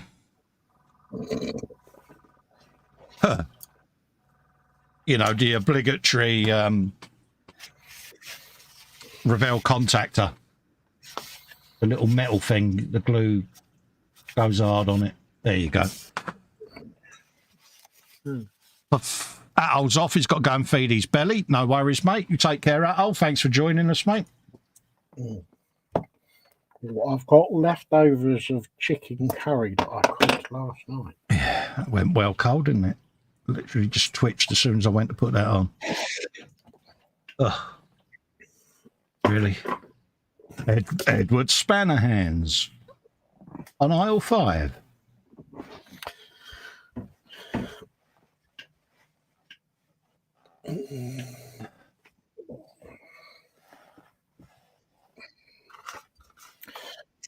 Oh I didn't know Reese had snuck in. Hello, Reese. Yeah, that's why I kept reading out the comments from Reese, Dave. Well, it's probably because I wasn't listening. No, you don't. You zoned out, didn't you? Yeah. Probably because I was zoning out with Linda Lasardi. Yeah. You did that deliberately, didn't you? You tried to put me off again. I did. Yeah. Today's co-host, Dave. Don't be like Dave. All right. Breathe down. We can do this. There you go. This is why I talk to myself, folks, because...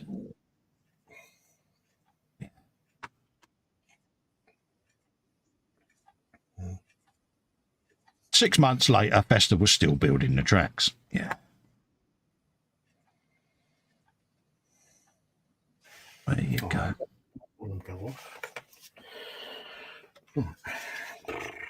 We can do this. Ray Aquilina's in. Hello, Ray. How you doing, mate? Hello, Ray. Always nice to see you in, mate. I bet it's a lot warmer in Malton than it is here. Yeah. Absolutely, mate. I could bet your bottom dollar it is.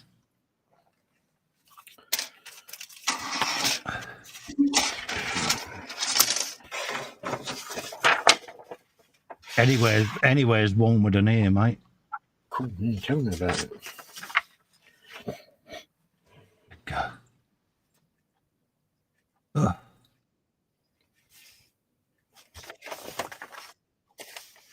Ugh.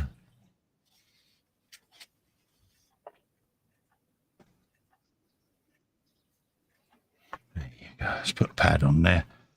Can confirm Mama Wolf has risen from the pit. We are now stream later. We'll switch to 5. All right, mate. No worries. Not a problem, mate. I will have that set up for later. Let's try and do this without twitching as best as I can.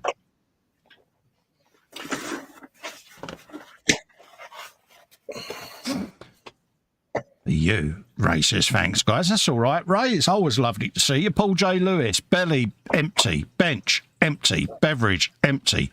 This is a worrying trend. Yeah, you need to rectify that immediately, Paul, because I'm really worried about your welfare now there, mate. Because, yeah, you can't have empty benches and bellies, mate.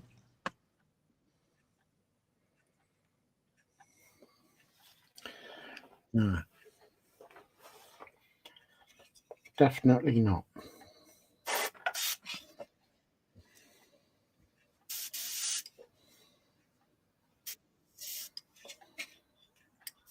The Edward Spannerhands is going to leave me alone for a minute and just let me finish these. We can do this.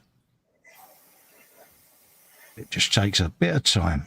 Now, there are going to be people out there thinking I'm making a right old meal of doing this, but I'm having a bad hands day today, folks. So, believe you me, it is taking all my concentration just to do this tiny little bit.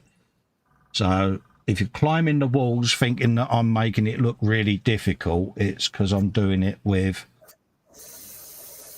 MS hands today. So, I do apologise. But it's how I have to adapt to doing it. Yeah, I know, but the keener-eyed viewer will be going, oh, well, you could do it this way. Yeah.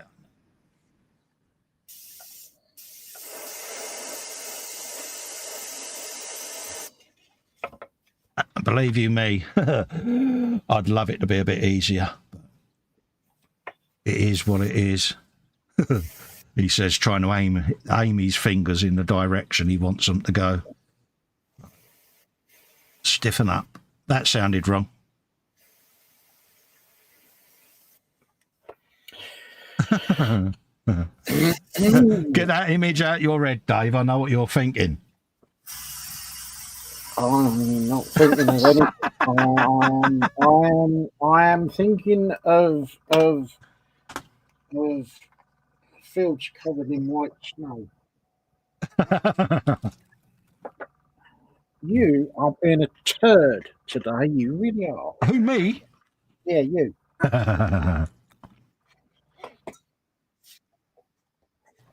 Is the correct answer. Yeah. Turd of the first order. I'm in your head, ain't I? Yes. For all the wrong reasons. Would you have me any other way? Yeah, he says. I'm going to decline to answer that one. Yeah, not inside my head would be Dave's answer. Yes. I'm just going to let him set for a minute and have a swig of drink and a quick nibble, just in case. That's why I'm getting the shakes. So, apologies for my crunchy, noisy soundies, but needs must. Crunch away.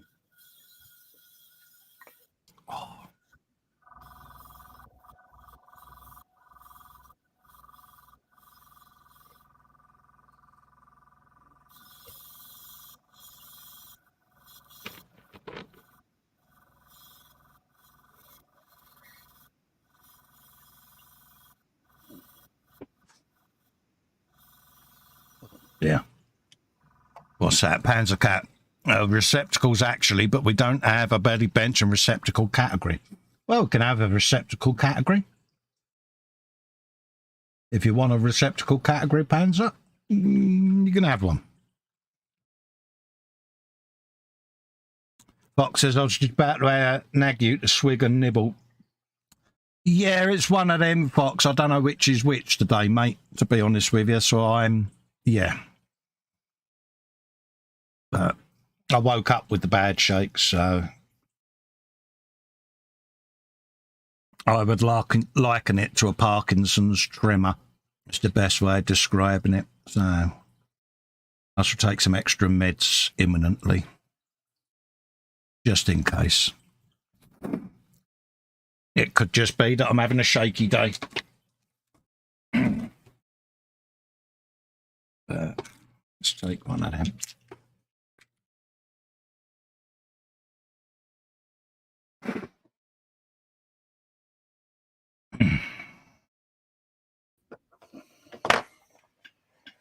It is what it is. We'll get through it. It'll come in handy for the painting later, though. Oh, what, for doing the camo? Oh yeah, if I'm doing shaky, twitchy, rivety stuff or whatever, I don't know, but comes in handy if you're chipping, Dave.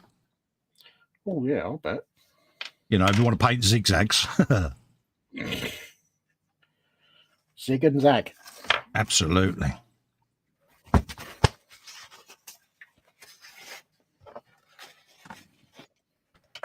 No, I'm not. Again, you know, I don't think Panzer is the one to ask. You've got to be proud of me, Panzer, because I'm sitting here doing these tracks and I've not had the swear box out at all, mate. I'm doing really well. Pardon me, I'm doing really well, I think. I'm astounded. I thought there would have been Festa.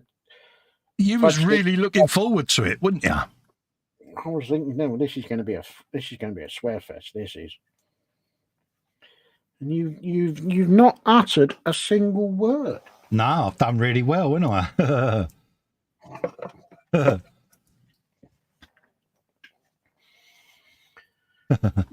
lot better than a lot of people would have thought you would have done.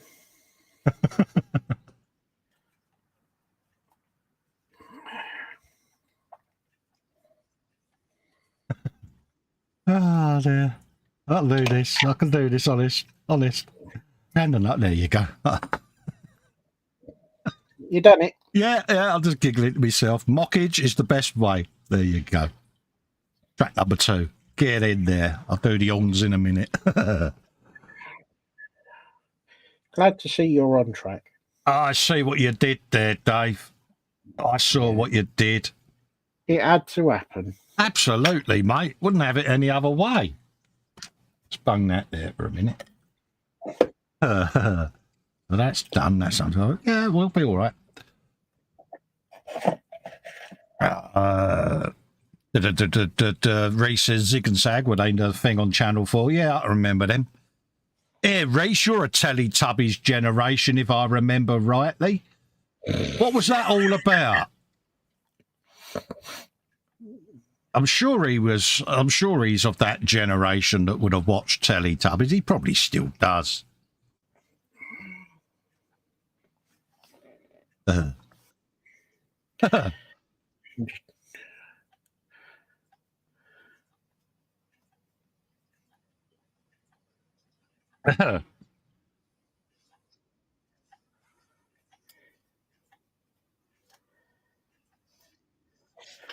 turn it round. Yeah, this is going to be fun. Oh, Yeah, but if Reese watched Teletubbies, which Teletubby would he be? yeah. No, think outside the box, Colin. Don't go there. Dave's expecting you to go there. There's still time. I know.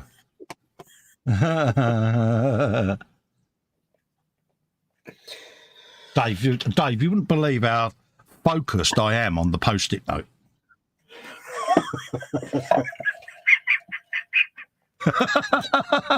You know which one I'm thinking? Yeah. Yeah. Panzer says, I always knew you'd find indie tracks relaxing. They're not hard to do. No, he says, yeah, for you, they're probably really easy. For me at the moment, it's like, how many bits of plastic do I want other than on the tracks? But, yeah. Just as well I'm weathering them, mate, is all I'm going to say. Yeah, it's challenging for me today, but it's just timing things right, if that makes sense. But luckily they're going to get a little bit of detritus on them, so anyone that is an avid armour buff must be sitting there squirming, but you go with what your body does at the end of the day. So would I say these are going to be the best tracks ever? No.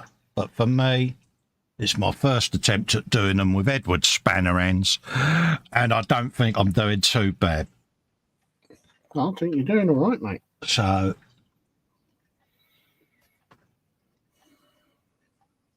I think there's a lot of people out there that would, as soon as they started getting the shakes, would have given up. no, it's one of them. I laugh at it. There's nothing you can do, is there? Let's be honest. It is what it is.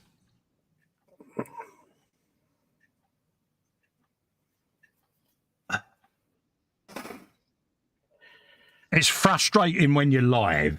Purely and simply, if I was filming this, I would have all day. I can just go through it and edit it out. But when you're live, you're trying to. Yeah. You're trying it's to. A whole different pressure. Yeah, you're trying to keep the momentum going. But I used to try to disguise it, you know, which was a bad mistake. Whereas now I mock it and I'm open about it. But, you know, and I do still apologise for it. But it's just how it is, because not everyone knows the situation. So you do say, because I've had it before where, oh, you'll find it easier if you do this or this or this. And it's like, yeah, but I've got Edward spanner ends I'm dealing with, so I can't do that particular movement or I can't do that particular way. So it is what it is. But I have an inner determination not to let these bad boys win. Would I say they're perfectly in line? No. Some have got a couple of nubs still on them, I've just spotted, but I'm weathering them, so I'm not that fussed. But going forward, probably frill tracks would be a better option, because I wouldn't have to do or struggle like I'm struggling, but I didn't have the money to get them, so I went with the kit ones.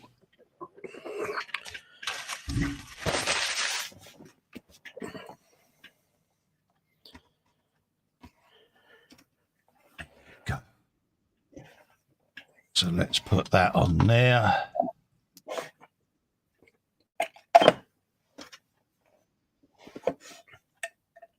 Like that.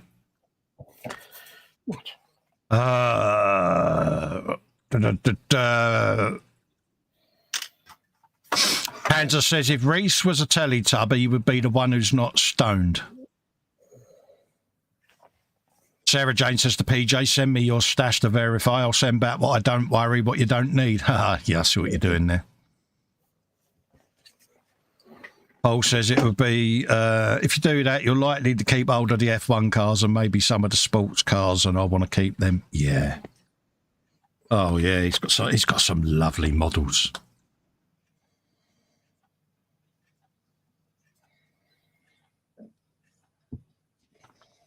Got a lot of the MFH stuff, Dave, you know. Oh, the resin kit. Oh, yeah, he's a full-blown shiny car turd, mate. They all are, aren't they? The gits, a lot of them. Oh, yeah. I'm not bitter. I'm just saying. Sounded sincere, that, Dave, didn't it? It did. You're not bitter. Yeah, not bitter at all, gits.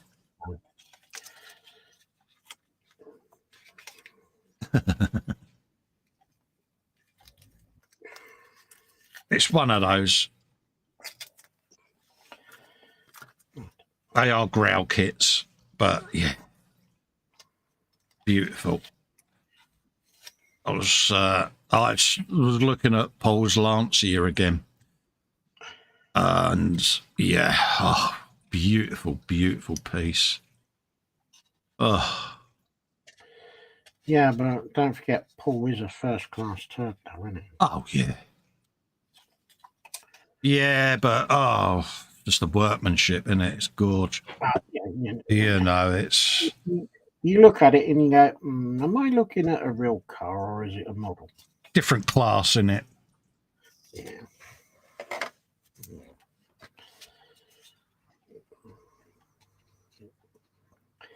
Like I say, if this Nissan comes out anywhere near reasonable, I would be very happy. Yeah, exactly.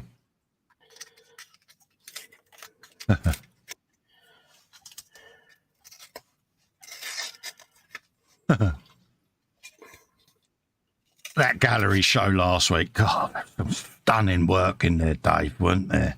Oh, no.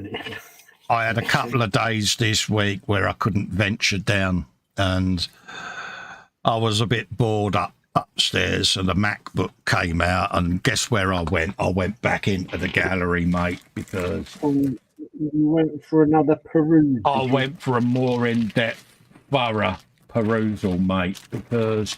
Yeah. And I was really glad that I did, he says, not meaning that at all, because it made me feel even more inferior. Oh, right, yeah. But in a nice way. You know, we say inspirational, we mean it, don't we? But if you didn't see last week's show, folks, or haven't been in the group for a little while, and have a look at what people have been posting in the gallery. Yeah, you're going to be in for a treat. Unbelievable. Keith says, you're doing fine. Metal tracks are not easy. I used them once and had to drill out every hole for the trap pins because they were bunged up. Yeah, the last set I did, I drilled the holes out on the frill tracks and used brass pins. Vincent in Belgium got me into doing it that way. Mr. Loft's model making. Like and subscribe. And I found it a lot easier for me than using the wire and trying to thread that in, because I could put it in a jig. I'll cut this nub off in a minute. There you go. I put it in a jig. I was able to knock the pin in. I'm good at hammering things, folks. If you want stuff hammered, give it to me. Or if you want a milkshake or one of those super frothy coffees, I am the man to come and see for that. But, no, he got me into doing them, but I wanted to try a set of these plasticky tracks from the kit. Would I do another set? If I couldn't get the frill tracks, then yeah, I'd have to. But I'm enjoying the challenge. It's probably more difficult trying to do it live at the moment because of having a bit of a sugary day. But if I try not to stress over it, yeah, it is what it is. If you can tolerate it, fine. But I can imagine a few very serious armour builders are cringing, going, but I go with what I can. Let them cringe. They haven't got what you've got. So I know, but you do what you can do on the days that you build. you know me, mate. I apologise for it snowing, Dave. You know what I mean? Yeah. Someone was saying someone's on strike there. Panzer, they are on strike now too. Who's that? Who's on strike now? Who's gone out now? I know the ambulance. Is it ambulance guys are coming out this week? Nurses and all of that. The border control. Like, blimey, what's going on in this country? Problem is, the cost of living is affecting everyone, not just postmen and people like that. Everyone's struggling, so let's not be greedy. Let's just realise that everyone's struggling and try and move forward.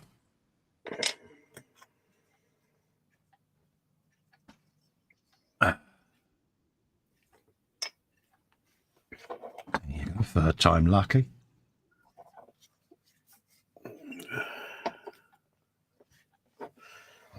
Yeah, Reese, I won't read that out, but I know exactly what you mean, mate.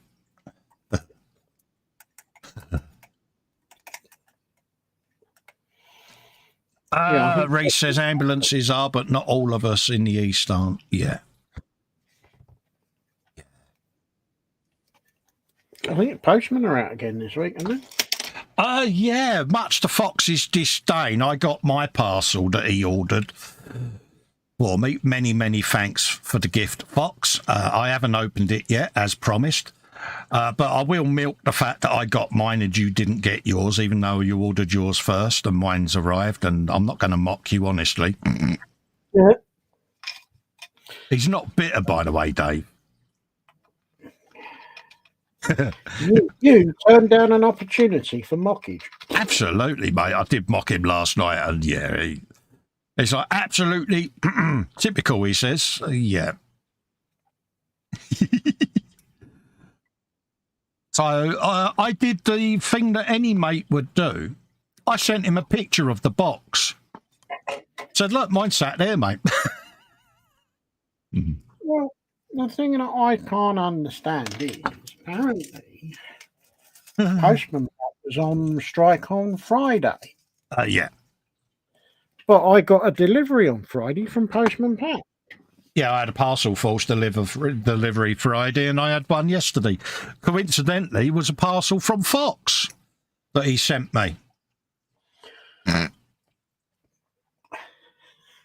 Arrived very nicely, prompt, on time. I was most surprised, because the day before he messaged me and said the post's on strike. It's not even showing as dispatched yet. I went, oh, okay, no worries, mate. It'll turn up when it does. Rat-a-tat-tat, Gary, the postman. Hello, mate. I thought I'd check that you was in before I went round your drop box. What can I do you for? He said, I've got this nice little package that you need to sign for. And I saw the name Kit Bash and I thought, is this the one? I thought, no, I'll wait until later until he's messaged me. Yeah, I got my parcel today.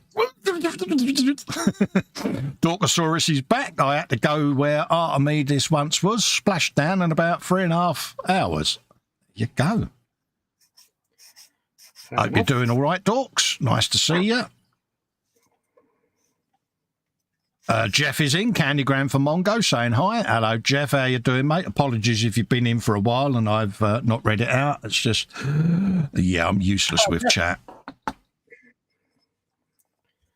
Yeah. Yeah, Jeff was there. Yeah. Hi, Festa Dave. Hello to Paul Panzer. Hello to the big hugs all round. Lovely to see you in, Jeff. Hope you're doing all right, mate. Jeff is our very own community Carl Sagan. Cool. A man of wisdom, you cannot find a better one. I still say Jeff should do ASMR videos of him just sitting there talking tech in the voice of Carl Sagan. I'd watch it, wouldn't you? Oh, yeah.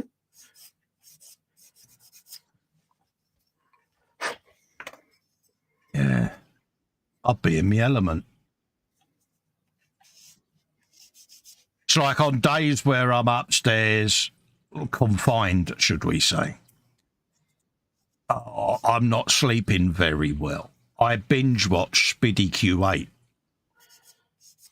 because he's got that Bob Ross soothing late night voice. Do you remember Whispering Bob on the whistle test? You know, nice bit of jazz, great.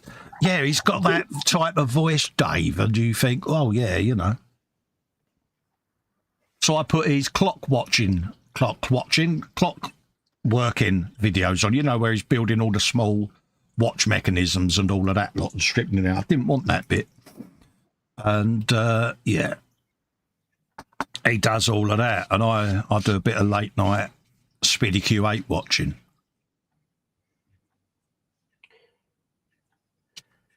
No, I've not watched him, mate. Oh, you've got to, mate. Oh, it's mint. I love his stuff. Proper, yeah. Might have to give that a watch. There it is. I knew I'd find it. Stuck on top of me slipper. Yeah, you thought you was going to escape, didn't you? You git. Panzer says, okay, I will buy it. If Jeff is a font of wisdom, why hasn't he given us all the winning lottery numbers? Yeah. Yeah, I am known in the Zoom for my predictions, by the way. You remember that day, Dave, when I said, cool, the Queen don't look well. She ain't got long. She died the following day, folks. Yeah. I've not lived that down in the Zoom, that one. Start calling you the Grim Reaper. Yeah, that's what Panzer coincidentally called me, the Grim Reaper. Yeah. Oh, no, it's bad, isn't it? Did the same with Liz Truss. Yeah, if she's Prime Minister next week, I'll grow an afro. She resigned the next morning. Oh, so then Panzer says, I want to do the Euro Millions. Can you give me some numbers, mate? Yeah, I'll Truss as Prime Minister. How did that happen? Unbelievable. RJC said, yeah, did you kill old Liz? Yeah. Liz and her trusses. Yeah. Still, Rishi's past that milestone of 44 days, isn't he? But he's like the invisible man, isn't he? You don't hear about him, do you? No. He's a stealth Prime Minister, mate. It's just a suit outside. No one in it.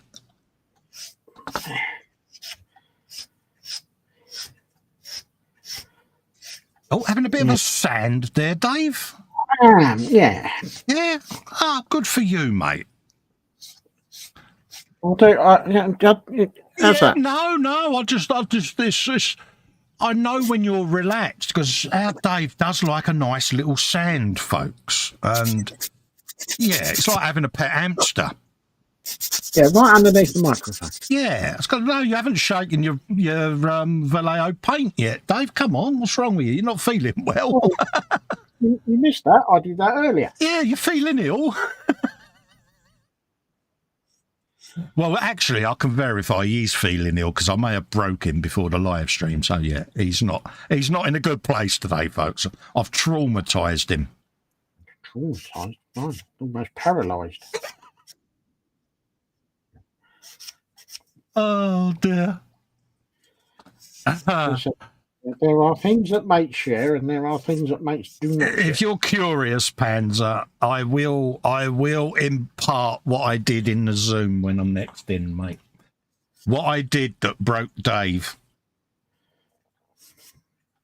Panzer, you don't want to know. You really just don't know. Just don't go there. Trust me. Yeah, but I know Panzer's curiosity will get the better of him. This is Panzer, don't forget, Dave. He won't be able to help himself. he'll want to know. I know him. He'll go, yeah, tell us. I go, mate, you really don't. No, I'll be fine. I can take it. Yeah. No, you can't. You can't take this, mate. Oh, dear.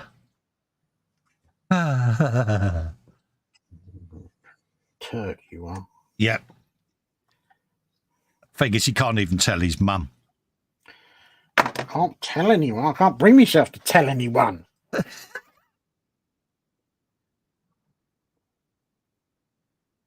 I can still see the expression on your face.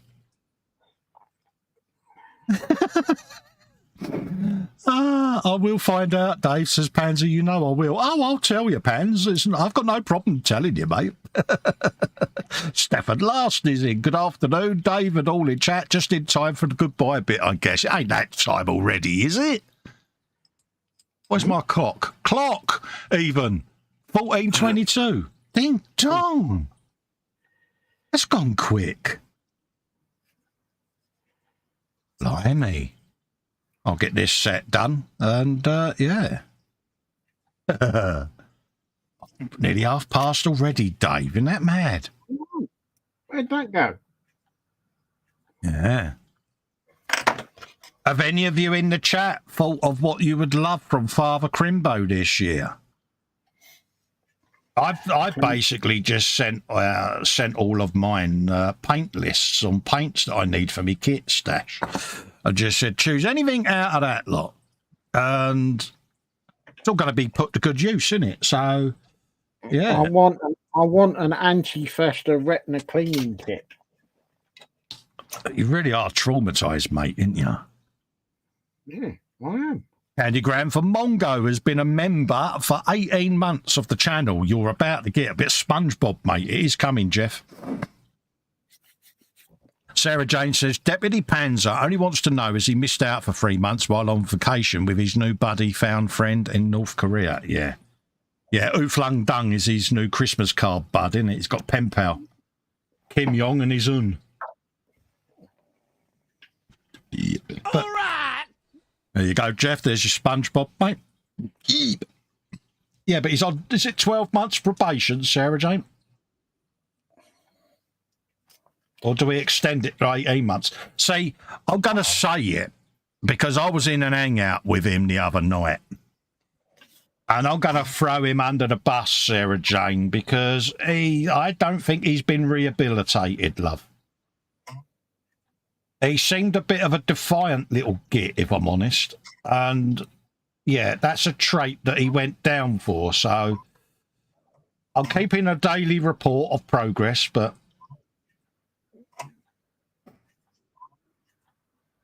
There you go.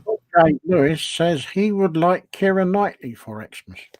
Oh, yeah. Yeah. Okay, consider that done, Paul. Yeah. It could be even better. Could get a grot tank. Look at that, Dave. Oh, that cute. Oh.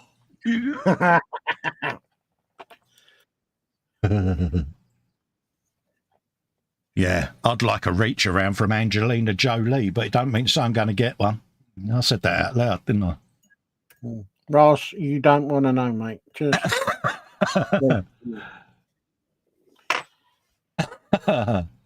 You don't know. You don't know. You don't want to know. It is. Don't worry, Reese. I'll corrupt you, mate. I'll tell you. Oh, dear.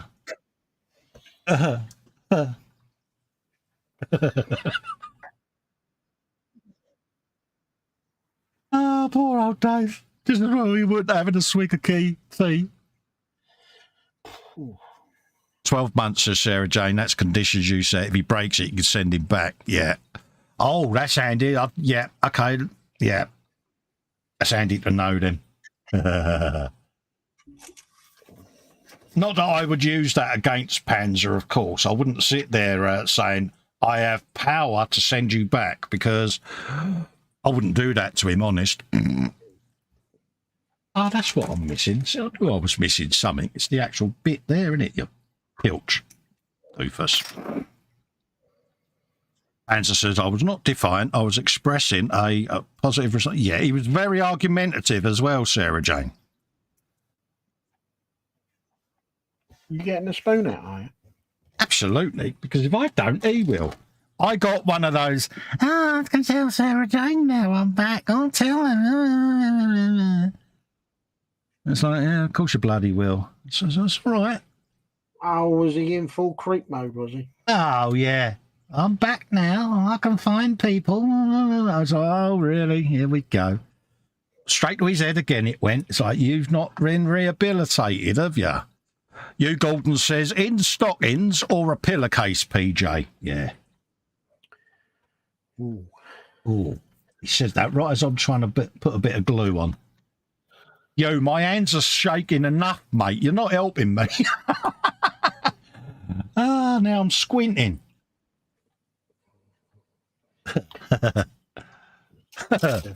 You're right, Dave. Come on, breathe through it, mate. Come on. There's definitely an image you don't want on the back of your retina. Oh, blimey. Festa sat there squinting. No, look at the post-it, Cole. Don't go there.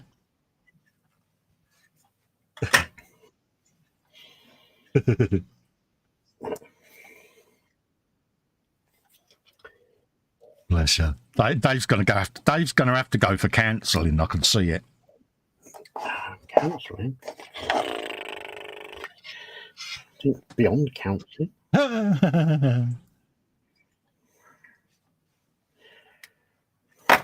Ching, there you go. Let's let that fire back out of there and then put it back in again, shall we? There you go.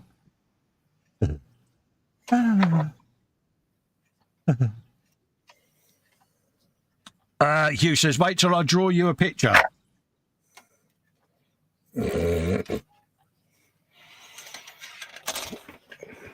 PJ, she says, you need some stockings? I'll send you some for Crimbo. There you go, see?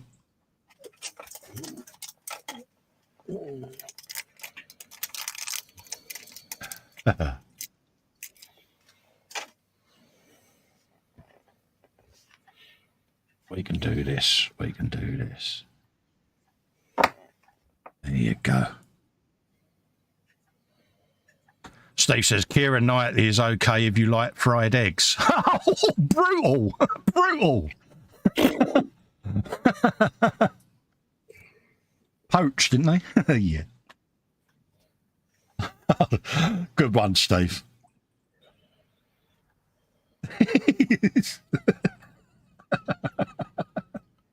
Oh, bless him. Don't hold back, Steve. Don't hold back, mate.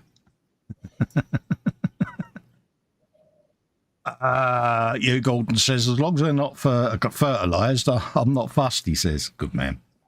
Let's see where this is going now. It's rapidly descending downhill very quickly.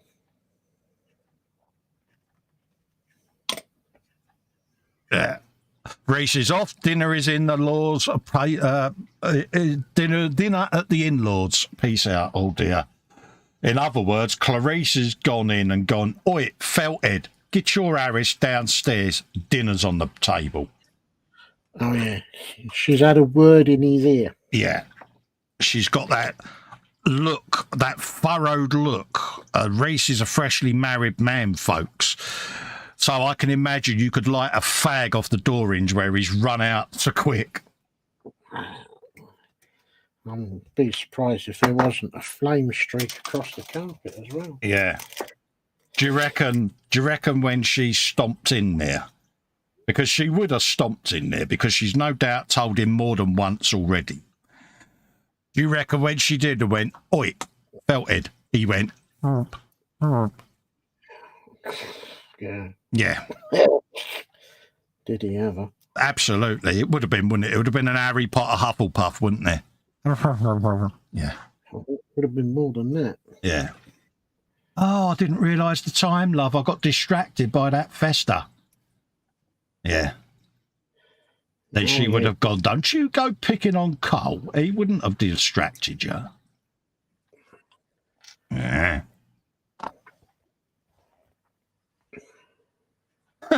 Yeah. You said my great granny put me off large churns when I was a nipper, nearly suffocated me. I had a big aunt. She was a very, very big lady. And if you can imagine a very, very thin man going through the braids of a car wash, that's how I felt when my Aunt Jean used to come over and go, give your Aunt Jean a hug. You disappeared. You disappeared into many folds.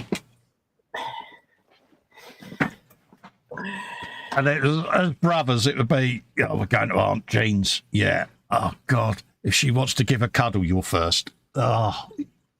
And you did. You'd look at your brother going, if I don't come back, smoke me a kipper. You know. Yeah. Other way around. Yeah. Very, very frightened young children we were. She'd come bounding towards you. And she was like, you remember that woman that got inflated in one of the Harry Potter films? Yeah, when she got... Oh, yeah, yes. That was like my Aunt Jean. She'd just come bounding towards you, and you would just go... You'd be vacuumed up, Dave. I always remember the shocked look on my brother as his face disappeared. It was... the fright and fear in his eyes. Oh, I'm traumatised. Bit like you earlier, Dave. I think with my aunts, it was. I'm not getting anywhere near you. Not with that. Yeah, Hugh says, yeah, Clydesdale saddlebags. Yeah, mine was like John Wayne saddlebags. It was very, very traumatic as a youngster.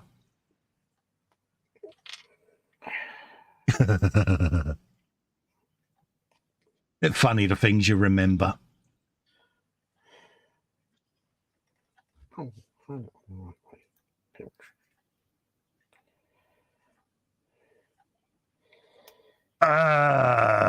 Fox says, watching you assemble those tracks, he says, I get it. I get how it's working now. Are the little groups flexible? Yeah, they are, mate. He says, looking for one. There you go, look. Yeah. Some are more flexible than others because I've been twitching a bit with the glue, but yeah. He was on about the pins. Oh, yeah, that was what I meant, Fox, about the pins. That's the pins. See, they're already assembled. So you see, then you put the pads that have got a little groove in each side of one of those pins, and it forms the track. Yeah. Yeah. Yeah, he was trying to figure it out the other night, and I was trying to explain it, but yeah. It's a very long, laborious process. Probably someone like Panzer could have had these assembled in about 8 minutes, but for me, it's quite a challenge. But I like the challenge, and I'm determined not to get beaten by the challenge, if that makes sense. So, yeah, he says, cool. Yeah, but it's one of those. It's really, really therapeutic. And, you know, I'll be honest, I've surprised myself that I've not had the swear box out because, yeah. And for me, it's just getting my head around how I was going to do these with Edward spanner ends. And it comes and goes. Like you say, you get episodes of the shakes, you know, and you go with it. It comes, it wears off, it comes back, you know, so it's working with that. It's coming along, and there's no rush for it, you know. They're nice little tracks at the end of the day, and you do the job. That's the bottom side box with the grippers on there, so, you know, swivel around and bin it is you, Fox. Grot tank. That's all I'm saying. You and your grot tank. Absolutely. Think yourself lucky I'll get my parcel out in a minute. What did he send you? I don't know. I'm not allowed to open it till Christmas Day. Oh. Crimbo present.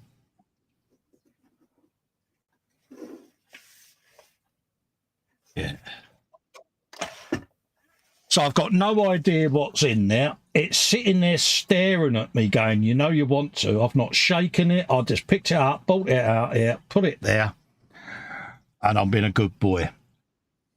Curiosity is there, don't get me wrong. Fox says, understanding, I'd find that quite relaxing, although cleaning all the parts up would be a chore. Yeah, see, luckily for me, I'm putting a bit of weathering in here, so where some of these are still got a slight bit of nubbage, I'm not fussed, because once they've all gone off, I can go round with me nippers and chop off any bits that are excessive, but the rest of it's going to be disappearing and getting weathered, so I ain't going to lose sleep over it, if I'm honest, because I know... All I'll say to that is just be careful when you're chopping your bits off. You still haven't forgiven me, Dave, have you? You haven't, have you, mate? No. He says no. He says not allowed to open until Christmas. Arse. Yeah.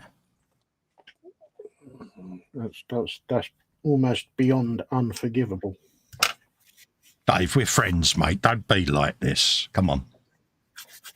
Don't be like this, Dave.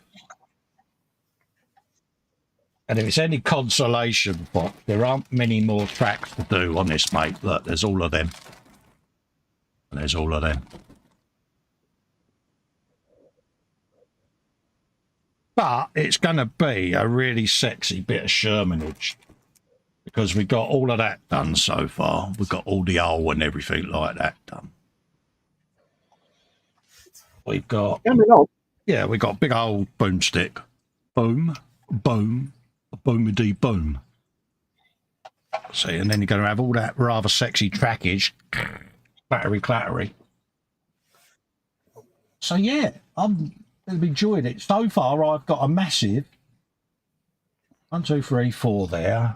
I've got a massive 7 sections done so far. I'm really am doing badly. So I might do a few more during the week yet, because otherwise you're going to have 8 months live streams of me putting tracks together, which is probably not very entertaining for folks. But it's a nice way of chilling down and relaxing during a live stream, isn't it? Bit there, don't know what that's come off. So we'll keep that there. Oh yeah, I know. See it, yeah. So yeah. So that's where we're at, folks. So it's what do you want to do, Dave? Do you want to go on until 3? Well, it's 22. Might as well round off at 3. Okay, mate, I'll get another run done then. I like to ask because, you know, it's not just me streaming at the end of the day. Simon Shorey's in. He says, I all just popped in to say hello. Hope you're all good. Hello, Simon. How you doing, mate? Lovely to see you in, fella. Thank you for coming in and sharing the love. In that case, right. I will do that. In that case, I'll do another run then. There you go. Have you a bit of them? I'll do some fill-in painting on me brakes and me wheelies. Oh, you're good, you are. Because I'm wheelie good. You're not tired then? No. See what I did there. Each you have treading the fine line now. Yeah. Right. 1, 2, 3, 4, 5, 6, and number 7 is there. So we have them.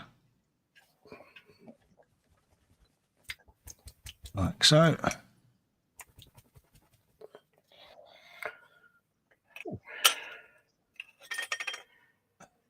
Settle them. And then we want 1, 2, 3, 4, 5, 6 of those. And these are handed, these pads. 1, 2, 3. So we want 6 of those. So let's do theirs that way.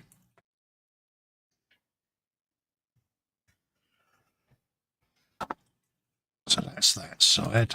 And then we want set for that side, which are that way round. Right. And that's the other ones. Them. Have all of them. And then we want a set of them. 1, 2.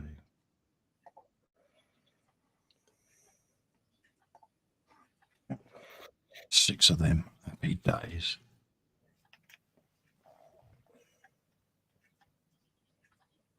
There you go. So yeah, this is one of those. It's quite a nice chilled way of spending your day. So we've got top pads there, those there. We can start getting some of these in the jig of jiggedness. Irony is, when you finish doing those tracks, we'll be doing tracks later everywhere. Yeah, I know, mate. But it's therapeutic, mate. It really is. Could you imagine doing this on the Lehman Russ as individual track links, Fox?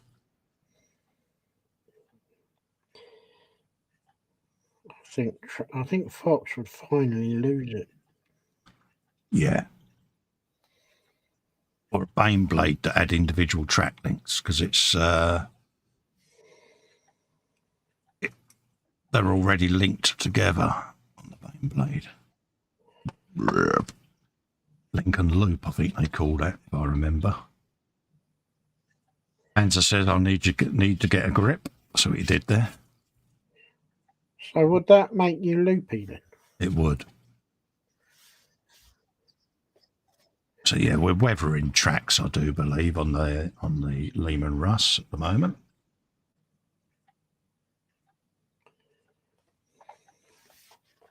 Another enjoyable little build. You wouldn't think a little tank like that would be so interesting to do, but it is. It's different, isn't it? Different ways of learning to do things and different techniques. I'm all for. Oh, always different ways of doing stuff. Yeah.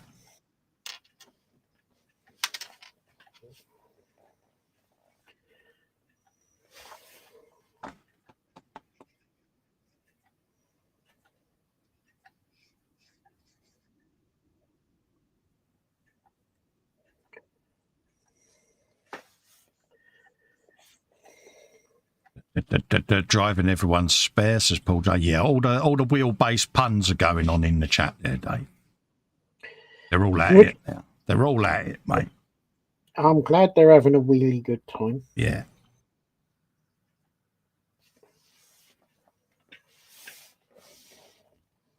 I am impressed.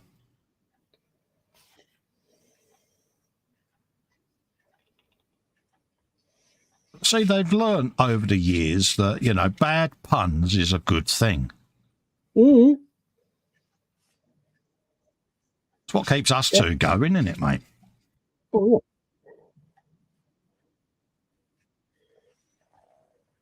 Panzer says these bad puns are really going bad. Yeah.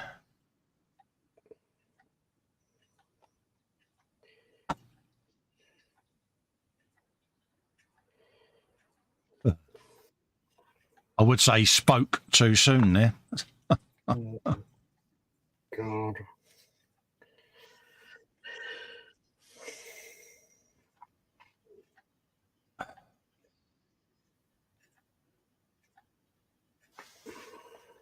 Yeah,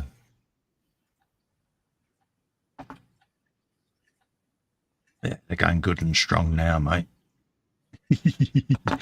Yeah, I think we've started it off, Dave, you, mate.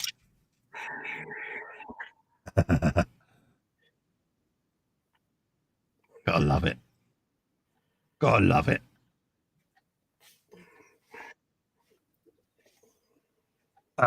Jeff says, I watched Andy Hobby's headquarters video for the new 1/16th Tiger 1 and appreciated the parts were placed cleverly on the sprues to make track assembly go very quickly. Absolutely, Jeff. Some of the builds you get, like the Tigers, you can actually do all of this on the sprues because they're spaced apart, whereas this one you can't. The jig doesn't fit properly like that, mate. So, yeah. They got it really right there. It makes it a lot easier. Whereas on this particular one, because I had this discussion the other week with someone, and sort of demonstrated to them that the jig doesn't actually fit that way on this one. Which is a tad frustrating, but for a noob like me, it don't matter because it's letting me do it, blah, blah, blah. Oh. But I know exactly what you mean on the Tiger. These are actually done where you can just lay the jig over it, put the glue on, do the other half, and it just goes together. But for some reason, these sections work, but they didn't do it with the track pads. So, yeah. I suppose they had their reasons. No idea. But yeah, someone that was building the Tiger was on about it. And I said, well, in the end, I just dug the jig out and showed them on screen because I don't think they quite got what I meant. But, yeah. On that particular or this particular kit, no. It'd be nice if it did. But to be honest with you, I actually don't mind sitting here just doing this. It's weird, isn't it?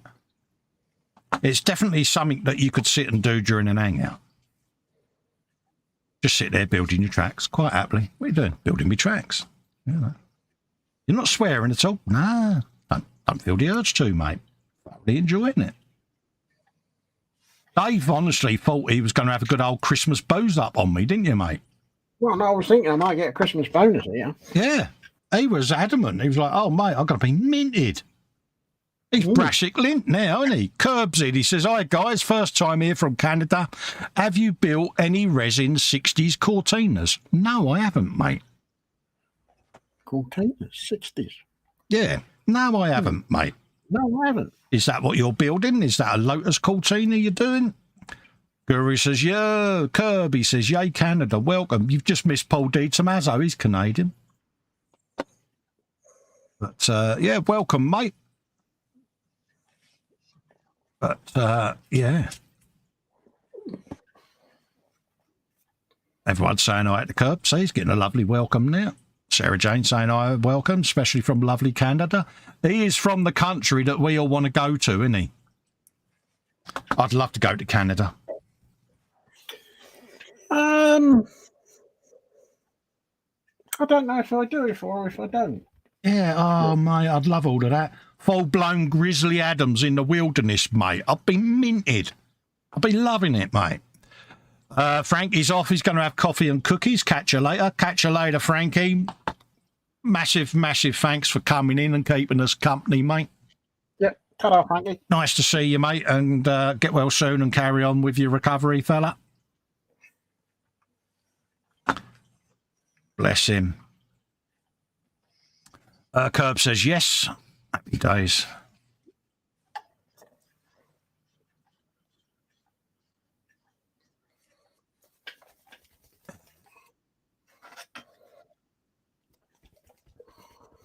Sarah Jane was saying that tank's about the size of her house. Yeah. Jeff says he's always had a great time visiting parts of Canada. Never been there, mate. I'd love to go. My father was born in Birmingham in 1902, he says. Wow.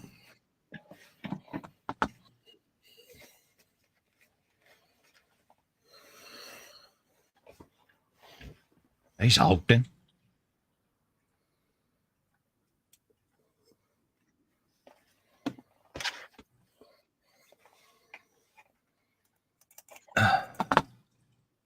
There you go. Have you a bit of that in there, like so. And then just check these. Sarah Jane says, I've been to Canada. Didn't want to come back. Loved it and the people. Yeah, I've heard that the people out there are absolutely lovely folk. So, yeah.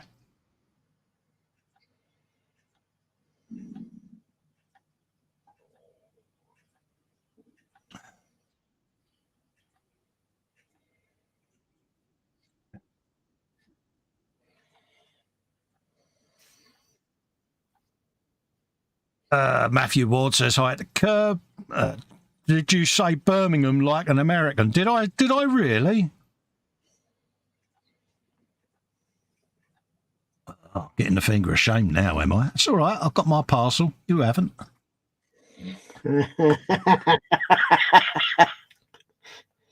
So I did there, Dave. Brutal, that, wasn't it? That was extremely brutal, but yeah, yeah.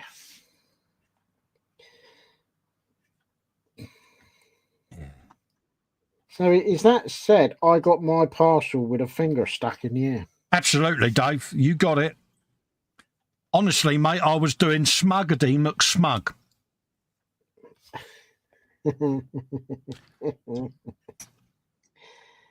Oh, poor fox. Yeah.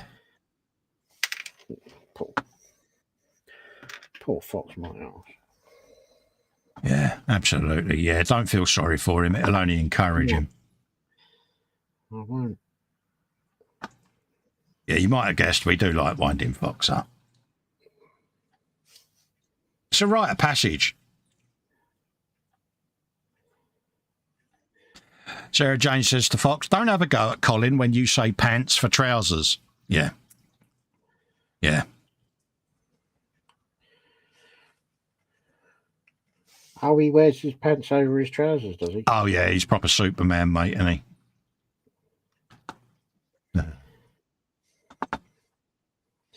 I suppose there's always one, isn't there?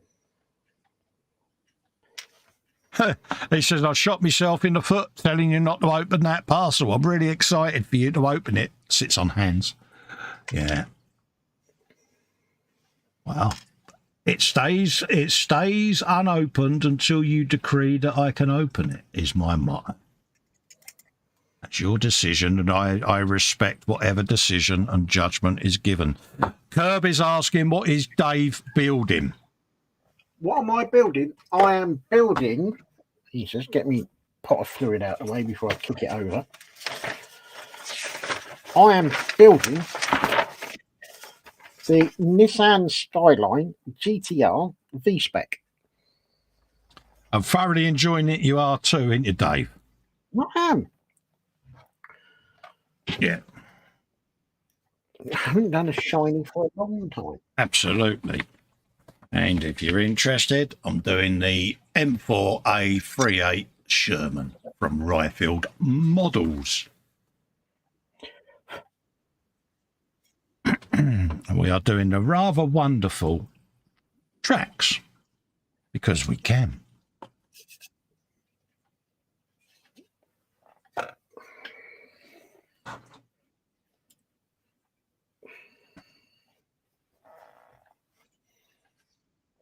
I think I will do the clear coat off air. Fox says, a mocking coal is in my contract, he says to Sarah Jane. Oh, argumentative. Well, that sounded a bit defiant. Do you know, Dave, I'm glad you said that. It did, didn't it? And you. Fox being defiant. Fox and defiant in the same sentence. That's Yeah. I'm struggling because he normally sits on the fence. Yeah. Kerb says, nice, Dave. Dave's doing a shiny, says Paul J. Lewis. Interesting, absolutely. Yes. Yeah. Sarah Jane says, I will reply to Fox if I could say zzz.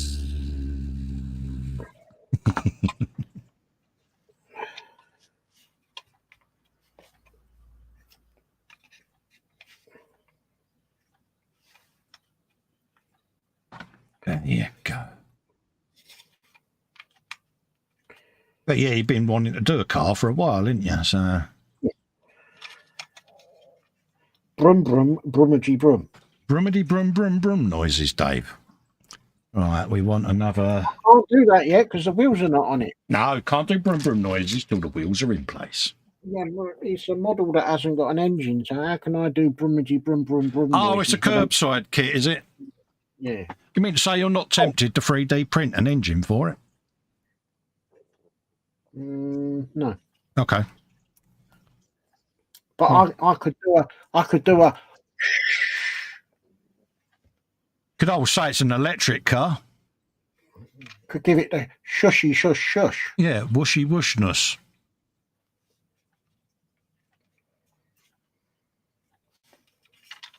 Curb says, I'm a vehicle builder, cars, pickups, race cars, etc. Ah, right. Oh, you're going to love Sarah Jane then. She's all right petrol head, mate. So you two will get on famously, fella.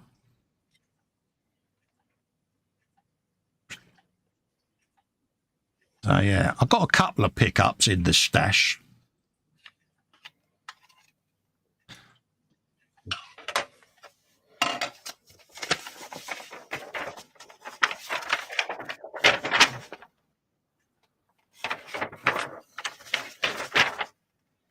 There you go.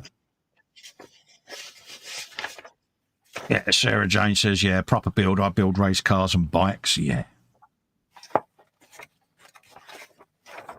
I'll be in for a treat then in the new year because I'm binge building a lot of the cars and bikes in my stash. So, a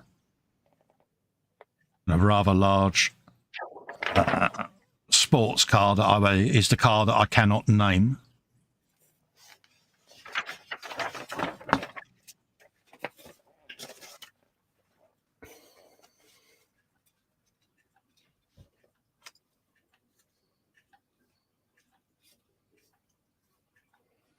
We'll have a bit of that and a bit of that. So,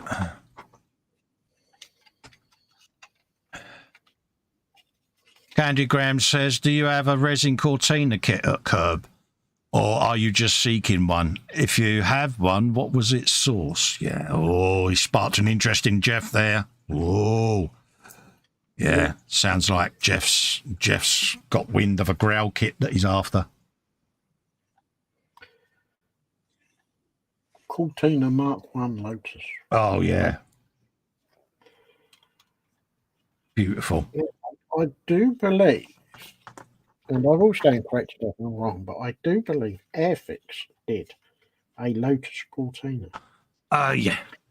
I'm lucky I've got a guy that lives round the back of the corrals here, Dave, that's restored one back to Concours condition, Dave. Oh. It's taken him 18 years. I can imagine. But, yeah. And it honestly, it looks better than when it was first made, Dave. It is stunning. Oh, I bet. Yeah, no, and it's like, yeah. And he takes it to all the shows, like, you know, so Well, why wouldn't you? You would, wouldn't you? Yeah, absolutely gorgeous. You know, and me and my missus, whenever we see it, we're like, yeah, gorgeous.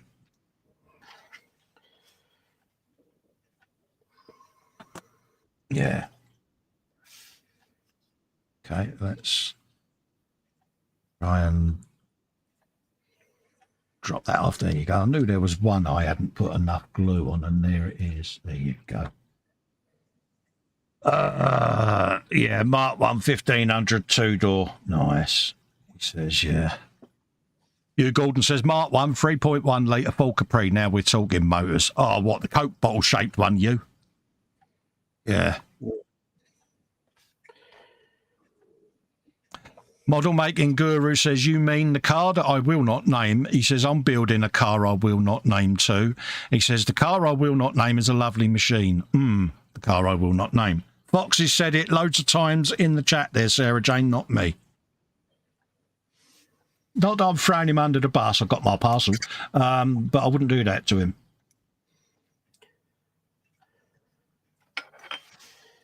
It's going to be a long afternoon of mocking Fox. I can feel it coming.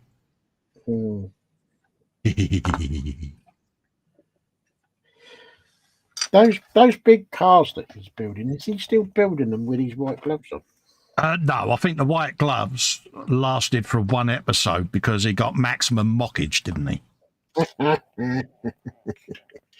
Oh dear.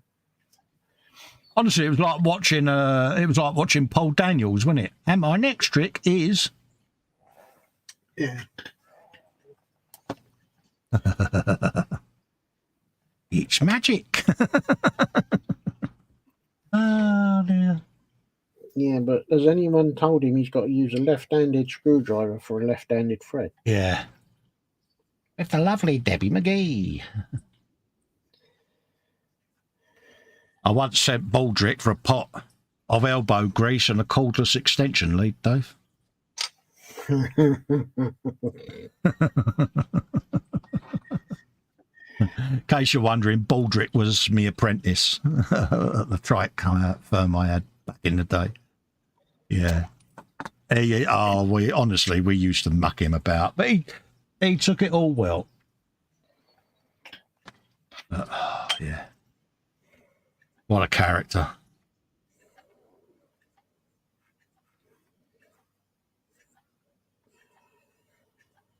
Can't get this nut to undo. I've tried everything. You might want to try taking the clevis pin out of it, mate.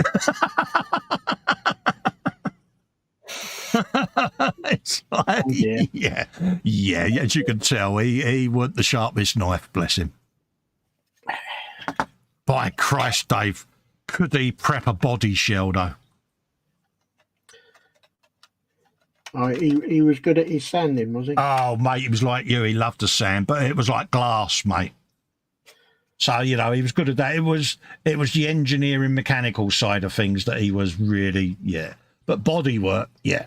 You bung him in the bodywork bay and say to him, prep that shell. Oh, mate, all my tins, all my petrol tanks, once I'd welded them all up, I'd say to him, go on, Baldrick, work your magic, mate. And that was his thing. He loved all of that. And, but... Each to their own. Yeah, give him a car engine and a set of sockets and he would, oh, mate, it would never work again. Oh, dear. And he knew it, but he was funny with it as well. But it was logic with him, You used to sit there and say, what earth's made him think that that's what I meant? Go and blow the air filter out. Yeah, no worries. You go outside 10 minutes later and he stood there with an air filter going. And I'm like, what are you doing? Blowing out the air filter. I said, use the bloody airline, you pillock.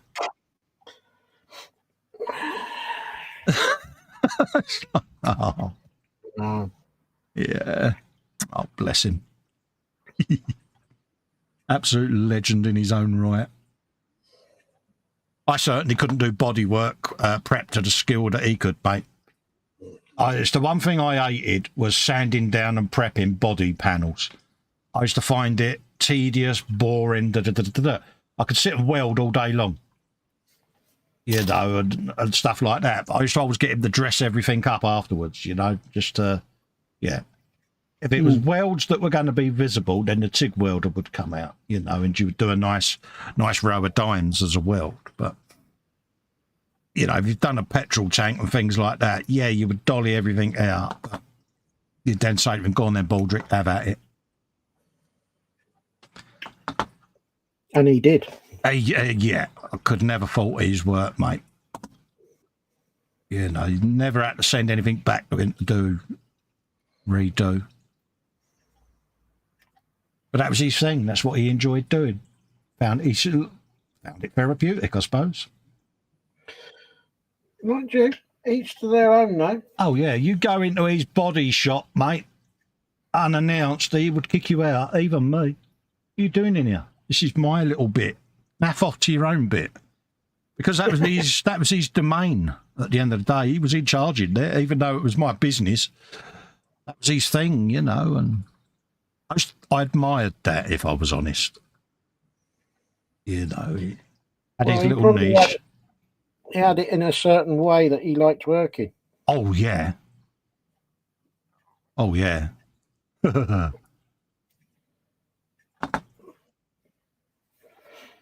Right. That's like going up to a mechanic's snap-on box and messing their spanners up, isn't it? You just don't do it. They're like surgeons, innit? They lean round, put their hand in, and they pick up the spanner they want. That's why I wear one, because you could never find a 10mm spanner in the bloody workshop. So. Oh, I don't know. That'd be the sort of thing I'd do to you just to mess you up. Yeah. Why is there never a 10mm round when I bloody want one? So in the end, it was like, yeah, I know where I can keep one. Yeah. My little reminder of back in the day. He says, I have one I purchased from a fellow in Canada, but I know someone casts one in the UK. Try Googling resin Cortina 24th scale. Do you know, Kerb? I'm going to do that, mate, after I've been live, mate. John Alex says, hello, friends. I am late. Not a worry, John. We're on until 3, which is now 7 minutes past 3, so we'll be coming off shortly. We're doing well then. Yeah. Okay. Yeah. Panda says we shall capture some red pandas and arrange a special delivery for Fox. Absolutely. So I have done 4 runs of tracks today. In the end, we got there. Look at you. I know. That was a challenge at one point, but things have calmed down a little bit now. So fingers crossed it stays that way for the rest of the day.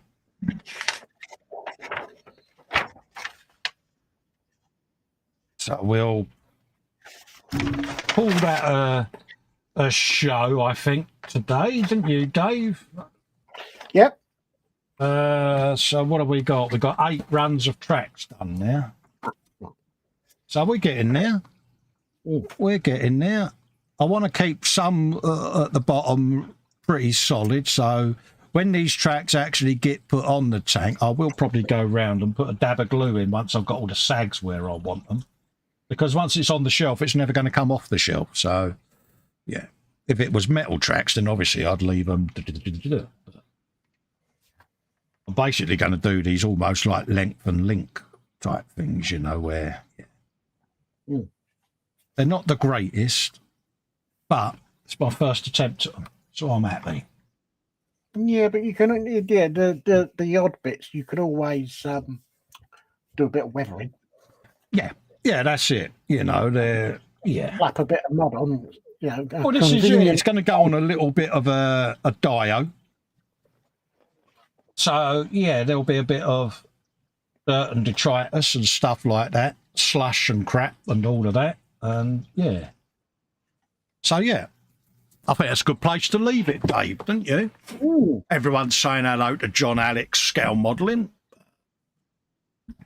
Yeah, so we'll go off now and let you get on for a few hours. I'm on with Fox at 5 o'clock this evening over on the Model Making Guru YouTube channel, where we'll be doing a bit more painty on the Lehman Russ. So head over and see us both at 5. Other than that, we'll see you for the next one, Dave, won't we? Do you want to show folks what you've been up to? Do you want me to put your full screen? Yeah, go on then. 2 secs, just bung your full screen. There you go, mate. Bits and pieces, but I was going to use the gloss black as a base for putting some aluminium on. Yeah.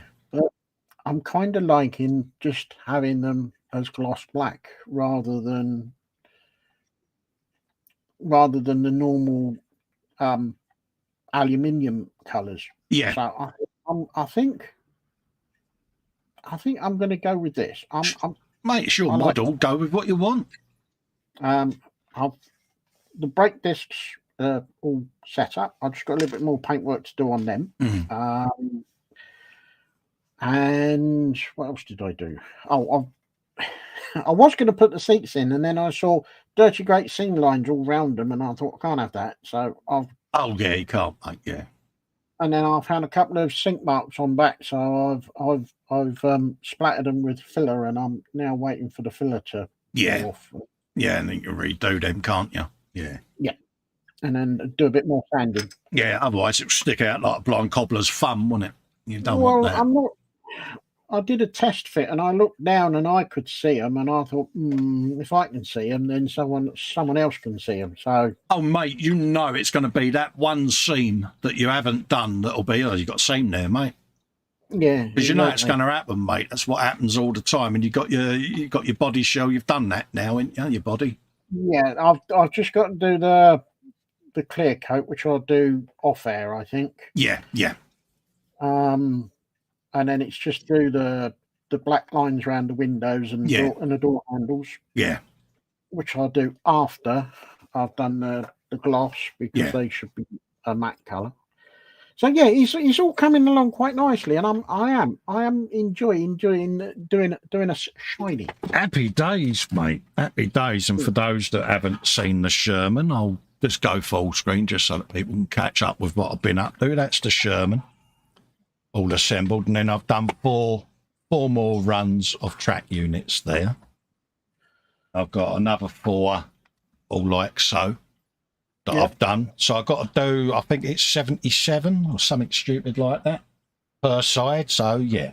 So I shall do some during the week just to speed the process up so that we can get on and get it primed. But I want to prime the tank itself during the week if I can. So the spray booth will come out. So the next time you see that, that might, I say hope to, because yeah, that might be in primer next time you see it. So that's how that's coming along, mate. And yeah, I still haven't decided whether to winterize it or what yet. I haven't decided what situ it's going to be in, and I need to think about it.